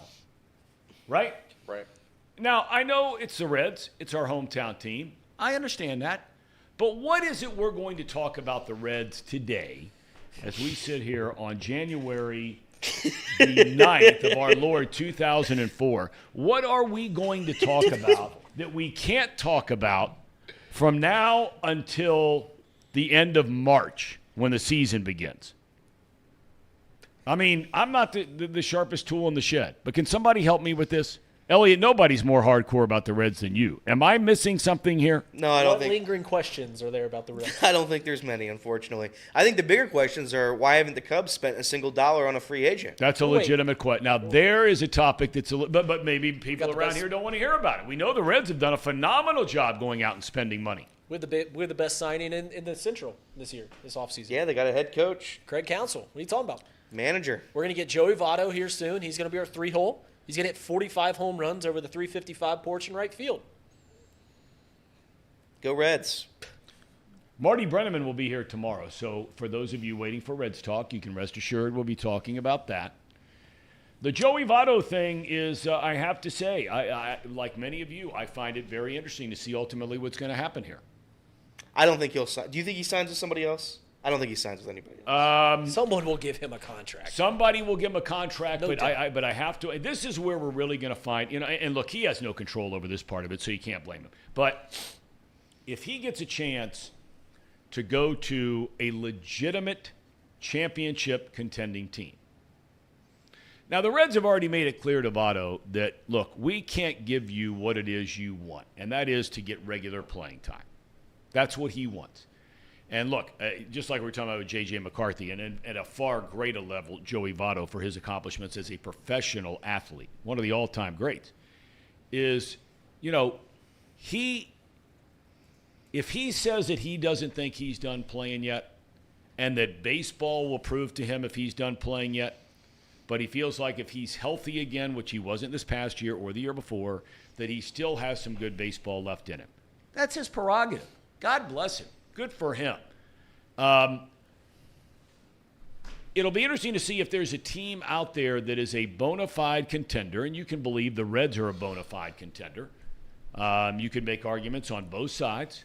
When you look at their division, there's no world beater for sure in there. Not even close to a world beater in there. Everybody has their pluses, and certainly everybody has their minuses. But I'm talking about a legitimate contender here now, okay? And there might only be a little more than a handful of them out there. You know, would he want to go to a team where, okay, you say to yourself, I'm not going to get that playing time that I hope for, but, man, I'd love to win a ring. Or you sign with somebody like, I know Toronto was good last year. I don't know if they're a contending team or not. I really don't. Their division's not great either. They've got some good teams. They got teams that spend some money, but the Yankees certainly aren't world beaters. Boston is a mess. Baltimore had a good year last year, but we'll see this year. I think he's just got Juan Soto. Yeah, they did. But they got issues. I mean, they didn't hit all year long, and quite frankly, Soto didn't hit all year long last year. I mean, he gets some bombs, but, I mean, what, he hit 210, 220 last year? Juan Soto certainly hit better than 210, 220. I'll pull it up. Pull it up. Reed is the biggest Juan Soto fan. I think Juan Soto's going to be a Hall of Famer, so. no doubt. Well, I'm doubt not disputing that. Tampa Bay Rays will be good. Tampa Bay Rays will be good. Juan Soto batted 275 with a 410 on base percentage and a 519. Oh, that's a good year. That's a really good year. Finished 6th in MVP voting, was an All-Star and Silver Slugger. Okay, all right. So, they got him coming over, but they have major offensive questions. Yep. Giancarlo Stanton, Judge was not the same guy as last year. I mean, they got some issues. I mean, they fired their hitting coach halfway through the year, and they brought in Sean Casey from the television studio to take the job. And even he left at the end of the year. So, anyway, long story short here is, we're back to Votto more importantly, is it more important for him to sign with a team, say, like Pittsburgh, where he can go get maybe a one-year deal, prove he's healthy again, and then latch on to somebody who's better and may a little bit more money. He doesn't need the money, but you know where I'm getting at here, right? It may come down to that. And I don't know that if I would totally rule it out yet. You tell me, Elliot, you're the big Reds guy. I would not rule out the Reds yet. I would rule them out. You would? I would rule them out, unfortunately. It doesn't make sense for Joey Votto. I don't know where he would play. We're already stacked to the gills in infielders. And Candelario is going to probably sub in and out of first base whenever CES doesn't want to play, or if he's struggling, or what have you. There's no room for Joey Votto. I don't think there's a dollar sign that makes sense for him to be on this team. I would love him. I want Joey Votto to be a Red, especially for this little run we're about to have, this couple year stretch here. So, but if he doesn't go there, I'd like him to go to the Dodgers. The Dodgers they give money out like candy. So if they want to give him $10 million for him to play 10 games, I'd love to see him try to win a World Series. I want the best for Joey Votto. I think it would be fun for him to compete. Wasn't part of the reason that he left is because he disagreed with his role on the team? Yes. He wanted to have everyday playing time? Yes. And he won't get that anywhere for any contending team. That's why I said I don't think it'll be. The only team, if they're going to replace one player for another who were almost identical situations last year, would be Toronto and Brandon Belt. Brandon Belt got a lot of playing time last year. Yeah, Brandon Belt's a good player. And he left-handed hitter, just like Votto. Brandon Belt's an underrated player. Yes, he's been an underrated player for a long, long time, and he had a pretty good year last year, but they're not bringing him back next year, apparently. Mm-hmm. And that's his hometown. I don't think there's any way in God's earth, no way in God's earth, that Votto retires.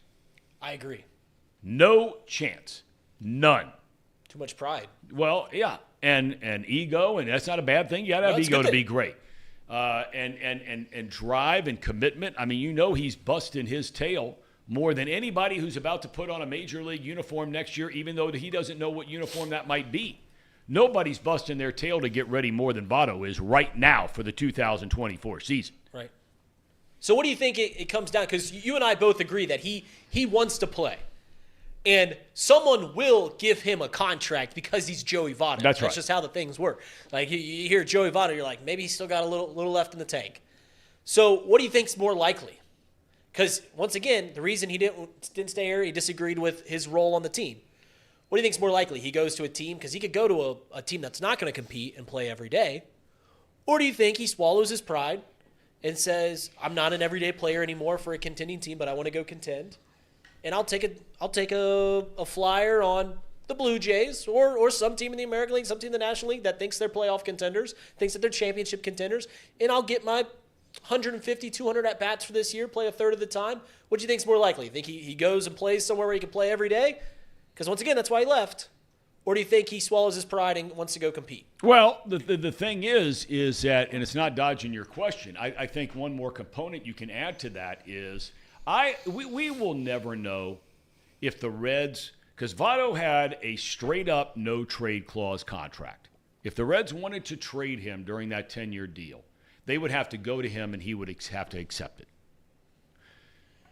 We will never know until maybe, who knows, 10 years from now, 5 years from whatever. If there ever was a scenario where, after one of Votto's really good years, say 2 years ago, right, where he had only 2 years left on a deal, he was coming off hitting, 35, 36 home runs, whatever it was, Yep. and the Reds just quietly sort of sniffed around because they had 2 years at $50 million they owed him, and they knew they weren't going anywhere. It was a total gut job, rebuild deal, blah, blah, blah, right? We'll never know if the team approached him and asked him, hey, what would you think if we sent you to Toronto? Because they felt like they were contending. And they were contending last couple of years. What if we sent you to the Yankees? They're contending every year. What if we sent you to fill in the blank, a contending team? We'll never know. If Votto, who has clearly said all along that he wanted to start and end his career with the Cincinnati Reds and play for only one team, that is every player's dream that comes to the big leagues, is to play your entire career like Johnny Bench did. Rose didn't do it.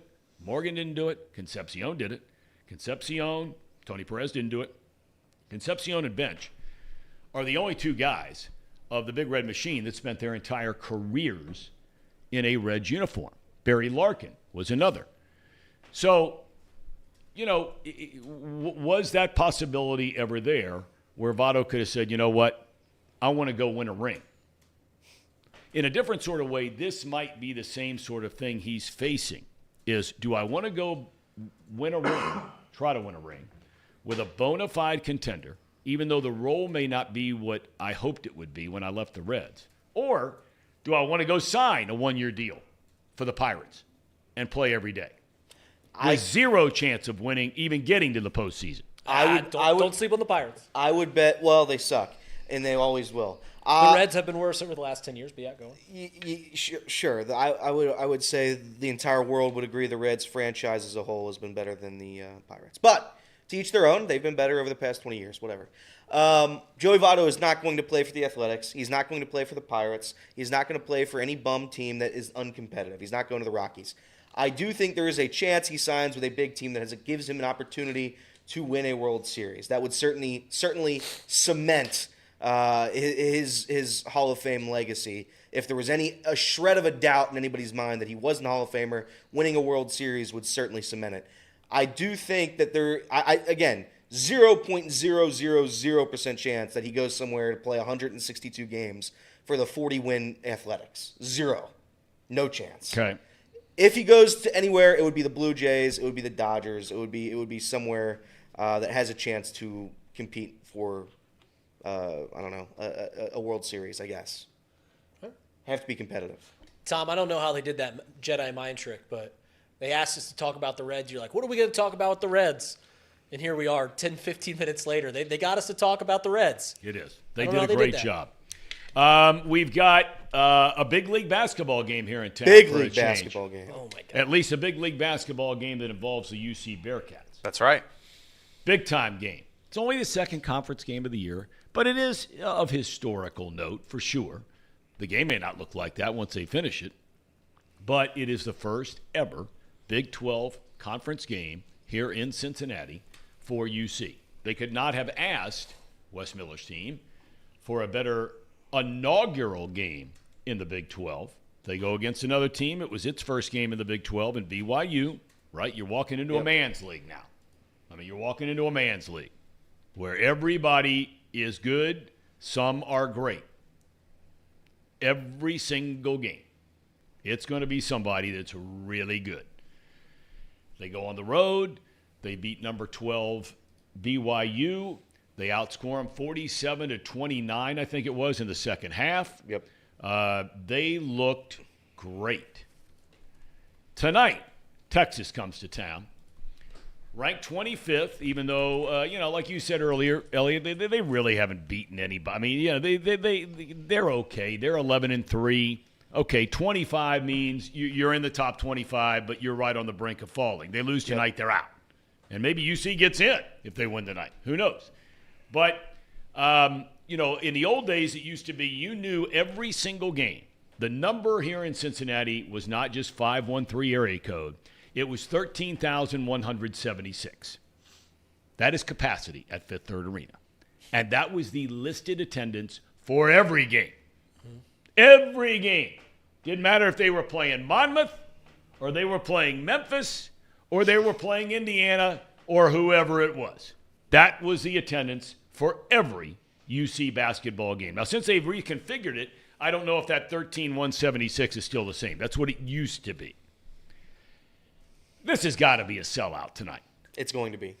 It has to be. It's going to be a sellout, I promise. I mean, with the First time number of since the UC alumni in this town, okay, and it's the biggest game they have played at home in I don't know how long. I mean, really. They might have had Houston or some of these teams come in the last couple of years ranked in the top 5, whatever. But UC wasn't going to beat them, right? Well, now you got a legitimate chance to win this game tonight. You do. And you have to take advantage of it. I don't think Texas is the world's best team. They have 3 guys that are legitimate superstars, I'd say. They're damn good. Tyrese Hunter, Dylan Mitchell, and Max Asmus are very, very, very good. If you can shut them down, they literally have no chance. You saw it against BYU. If you can shut down the guy that made 9 threes in the first half, you're going to win the game. If you can somewhat get these guys, again, they're guards. They're not bad from three-point land. So if you can shut them down, they have zero chance. When they played Texas Tech, they lost to Texas Tech. Asmus had 18, Hunter had 20, Mitchell had 16. Outside of that, their team had a combined 13 points. They had a combined 13 points from the bench in a loss against Texas Tech. So if you can shut down the big 3, you're going to win this game and probably win it by a lot, which might be UC covering that 5.5-point spread. You're going to need Victor Locken to step up. He did it big time against, and again, second half. UC's a second-half team. Everybody knows that. If he's able to step up here, play down low, be the big man that I think he can be the power forward that I think he can be. Aziz is a baller. Aziz can get to the free throw line. He can make free throws. By the way, this UC team being able to make free throws, it's very fun. They're still not the world's best free throw shooting team, but I still feel confident when most of these guys get up. John Newman's been a beast. Beat Texas. Step on their throat early, please. I'm tired of starting games with 15 turnovers. Thom, they had 15 turnovers in the first half against BYU. 15. If you can cut the turnovers down by half, you're going to win this game. You're going to win the game. So listen. If there was ever going to be, I guess I can't really say an upset because they're 5.5-point favorites. But if there was ever going to be a game where UC can win that they weren't supposed to, again, 5.5-point favorites, it would be this one. I mean, look at these next 5 games. Brutal. I mean, if Not you as hard as like Xavier's. college basketball, even if you're not a UC fan, you can be a common Xavier fan like Reed is. We are the Commoners. But, I mean, yeah. Number 25, Texas, here tonight. Saturday, they go to number 14, Baylor, national champs 2 years ago. Yeah. TCU, who just lost at Kansas. TCU's lost 3 games all year long. They come to UC next Tuesday night. 3 days later, Oklahoma, ranked number 9 in the country, comes to town. And then UC goes to number 3, Kansas. Now, that is big-time college basketball. That's big time. And are the UC Bearcats, yay or nay? Casey, are they ready for prime time? Does one game all of a sudden make you a believer? Because it was only 4 games ago, we watched them down at Heritage Bank Arena get absolutely massacred by Dayton. I do think that the game versus BYU, it did a lot to their stock, and I think it's a little bit of too much of a overreaction. I think it'll correct itself. I don't think, though, that Texas I think it's going to be a close game against Texas. I don't think it's this 5.5-point spread that they've got out there at Vegas. I think it's more of a close match than most people want to realize, especially for the Texas fans who are just all over this plus 5.5 points that they've got. I'm just looking at the analytics here, and KenPom really loves UC. Really loves UC. They think they've got the 25th best defense efficiency rating in basketball right now. And I mean, a lot of that has to do with Aziz and what presence that they got there down at the bucket. Yep. But just from what we saw with BYU and how they changed in the second half, being able to shut down, I don't remember the guy's name, that the three-point shooter, they completely shut them down. That gives me a little hope for this game tonight. I think if they were able to do something very similar and just shut down their highest their scorer, the Texas Max Abam. How do you say his name? I don't know how to pronounce that guy's last name. I think it's Asmus, I believe it's pronounced Asmus. The B silent? Yeah, I guess so. But if they can shut him down, then they have a really good chance of winning this ball game. They have three players. That's it. By the way, tickets for this UC game, lowest ticket I can find is $35. Lowest ticket for Xavier is $7 against UConn tomorrow. Ooh. Yeah. Number 4 in Listen, the country. Tom, you asked. Supply and demand.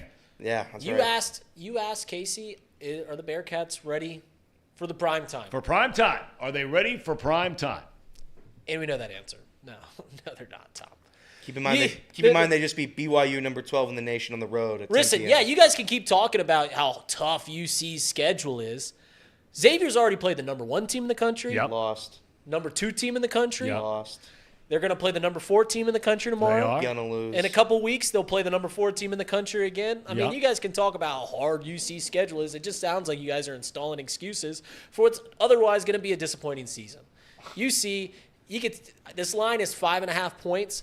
I'm a better gambler than to know to take Texas's money line. That's the biggest trap of all time. But listen, I'm a mouse. I see a cheese on a little plate. I go over there, I sniff it out, I take a bite, and sometimes it clamps down. Sometimes I sneak away. I think I'm going to sneak away. I'm going to take Texas' money line because this is going to be a blow. Let me ask you, Reed, if UC were to win this game, would that shut you up? No. Okay. I'll just keep talking again. We'll do it again tomorrow. Which one would shut you up? I think if it was Baylor, I think there would be a conversation. Baylor? If Baylor they were to win the next 2 Play games, a real team like Providence. It's all a bit. That's a joke. It's all a bit, Tom. I think we know that. But I think you are being serious when you say that UC is not going to win this game tonight. I think you are being serious when you say that. The rest of it's a bit. Tom, I'm being dead serious. The line, like I said. The rest of it is a tired bit. But I do believe you mean what you say sincerely when you think UC is not ready for prime time. And you know what? There are a lot of people out there that would agree that they played well at BYU, but when they played a couple of other decent teams this year, they stunk it up. Xavier, Dayton, they did. Wes Miller has been the head coach of UC for what feels like for Bearcats fans decades because nothing's happened. But that was his most impressive win was BYU. So they come home against a team they're favored by 5.5 points. You think they're going to show up? I don't think so, Tom. I don't think so. Listen. Tom, why do you even engage? There we engage go in it? over the line again. Reed, he's like Pacino. He keeps getting sucked back. That's right. You know? That's right. Just when they think about pull me back in. That's right. I like I said, I've gambled for a few years now, and everything in my gambling knowledge tells me to take UC. 5.5 points, playing a ranked team. They're at home. Take them. They're going to dominate this game. It's a trap, but I'm going to fall right into it. I'm going to put a lot of money on Texas's money line, and I'm going to have a fantastic Tuesday night, Tom.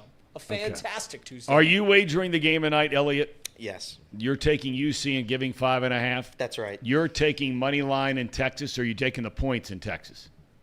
You're too much of a coward to take the points. The points? Or the money line. I'm taking the money line. No, you're a coward. I'm taking the money line. Are you kidding me? You're going to take the points?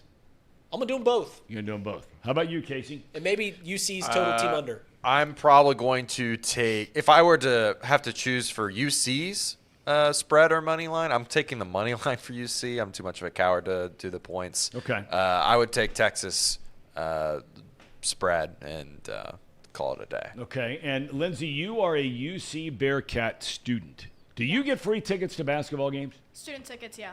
You do? Are you going tonight?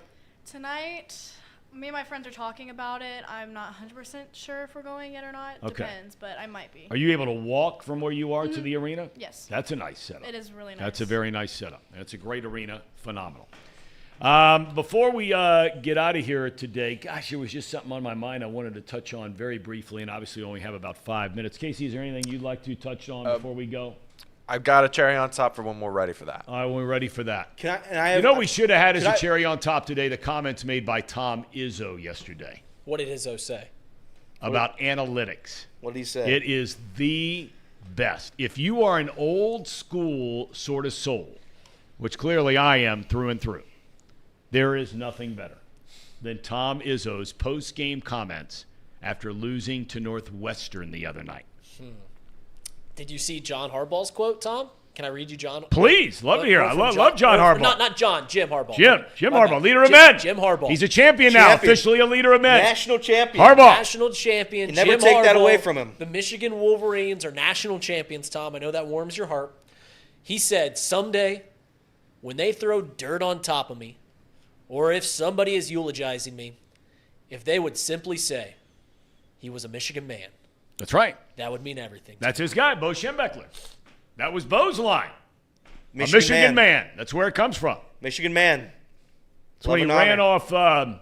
When he ran off Bill Frieder during the. You guys aren't old enough to remember this, and that was a line he used. Bill Frieder had led this Michigan team, right? Fab Five, whole deal, right? That's right. And has him in the tournament, and all of a sudden, rumors about him having already accepted a job at Arizona State. He said, "Adios, D-U-N, done. You're out of here. You're not a Michigan man." And that's when Steve Fisher took over as head coach of the Wolverines. That's right. The famous words of Bo Schembechler. He's not a Michigan man. I love the comment Harbaugh made last night where he said, now I can sit at the family table. Did you see that line? No. His father, Jack Harbaugh, long-time Division I coach, head coach, and at Division I, Division II, very highest levels of college football. He has an FCS championship as a coach. John has a Super Bowl ring as a head coach, and Jim says now I can feel comfortable sitting at the family table because I've joined them. How about that? It's big time. That's pretty amazing. Who's got it better than us? Did you used to tell Luke? And I did. He's like, who's got it better than us? I did. When Harbaugh was coaching and that story came out, if you were to ask my kids that question right now, they would know the answer. They'd say, who's got it better than Nobody. Nobody. All right, Casey, what do we got? All right. Is this tired or is this good? No, this is nothing's better than Izzo. No, this is good. I think you'll like this. It's someone's birthday today. Oh. It's Ocho's birthday today. It's my sister's birthday, too. Oh, well, happy birthday to your sister. I just wanted to showcase some of the highlights of It's Ocho three things Cinco. in life that's certain. This is the guy that we all Death, grew up with, loved the taxes. receiver. And, yeah, it's his I can't remember what And birthday it is. 85 I will think always be open. I got a trivia question. It's a new year, same old question. How do you stop 85? How do you stop 85? I'm gonna give you your money's worth before I leave the day. Hey, come on. I want you right there. All right. That's why I need you. Stay right there. Come here. Ref that impressed. Well, you gonna kiss the baby today.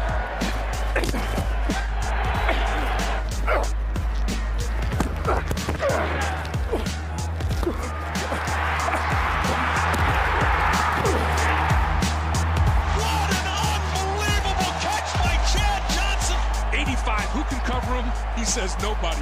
Child, please. Child, please. Let me get a child, please, on 3. 1, 2, 3. Child, please. You know what child, please mean? Like if somebody come to you, if coach come to you and be like, man, did he cover you? You can just look at coach and be like, man, coach, child, please, because you really disrespecting me, right? If they stop me today, any coverage, 2-man, 55, cover 2, man-to-man, I will give you my game check. I know you can't cover. You too pretty. Right there, number 2, you too pretty. What you looking at? Huh? What you looking at? 240 pounds. I don't care what you are. I don't care what you are. Yeah, how's 35? Man, they all suck, man. Come on, this me. This me. I just want to know, how's 35? Horrible. You take anything for the game? Yeah. Viagra. You all right? Where you from? I mean, come on, Bart, man. Golly, we having a simple conversation. Hey, I'm not the bad guy. I love you. I love you. Hey, how'd you feel to throw to me? You see how there's nobody around me? This is how it is in the field of play also. You gotta quit with those big guys. That was Ray. I thought I could hit him. I tried to blindside Ray. He ran me over. I asked you a trivia question before the game started. I still need that answer. That dude is the best. He's the best trash talker ever. Gotta love him. But it's good stuff. It is good stuff. And it's clean. Like You that's know what I mean? How much of it is clean anymore? I mean, those guys know they're wearing a microphone, but I mean, that is great stuff. Well, like some trash talk is like shots, like digs, where they say something about your family or something like that. Yeah. He was just literally, I'm better than you. That's all it was. And he's hard not to love. That's right. Like he's awesome. Chad Johnson is truly awesome. That dude is awesome. So happy birthday to Chad Ocho Cinco Johnson. And your sister has a birthday. Yeah, my beloved sister turns 31 today. Katie Gross. 31. Best honor I've ever had was being her maid of honor at her wedding. You were her maid of honor? I was. Did you wear a dress? I did not. But I stood on her side right next to her. That's nice. We've been best friends since we were kids. That is fantastic. I love my So, Katie, happy birthday. Hope you have a great day today. Coach Caskey's show is later today. Yeah, it's at 5:30 today. That's right. But what was the promo that Nick was doing about the Red Phil Castellini. Phil Castellini interview right after this. Oh, it's coming up now. Yeah. Oh, okay. Make sure you stick around for that. That was from Reds Fest when he sat down. That's right. And CEO of your Cincinnati Reds. All Under right. the videos tab. What's that? Under the videos tab. Okay. Tomorrow, Marty Brenneman will join us, so we will have some baseball talk tomorrow. How much, I don't know. We need to start digging into some of the coaching things. I think we come up with buy or sell tomorrow. That's right. With some of the coaches out there, okay? Yep. And we will we didn't get to our picks today. We'll get No, to we it didn't. Last weekend. We'll get So to it. those tomorrow. And we got to start looking ahead for our picks for the playoffs. That's right. Right around the corner. And, of course, we'll tell you all about the UC Bearcats and their big win, despite what Reed Mouse has to say, coming up later tonight over the Texas. And the preview Longhorns. of the Muskies, UConn. versus the Huskies. We're going to raise the banner. We went undefeated against the national champions last year. Horns down. Horns down is right. That's exactly right. All right, everybody. Have a great rest of your Tuesday. We'll look forward to seeing you, good Lord willing, mañana. Have a good day.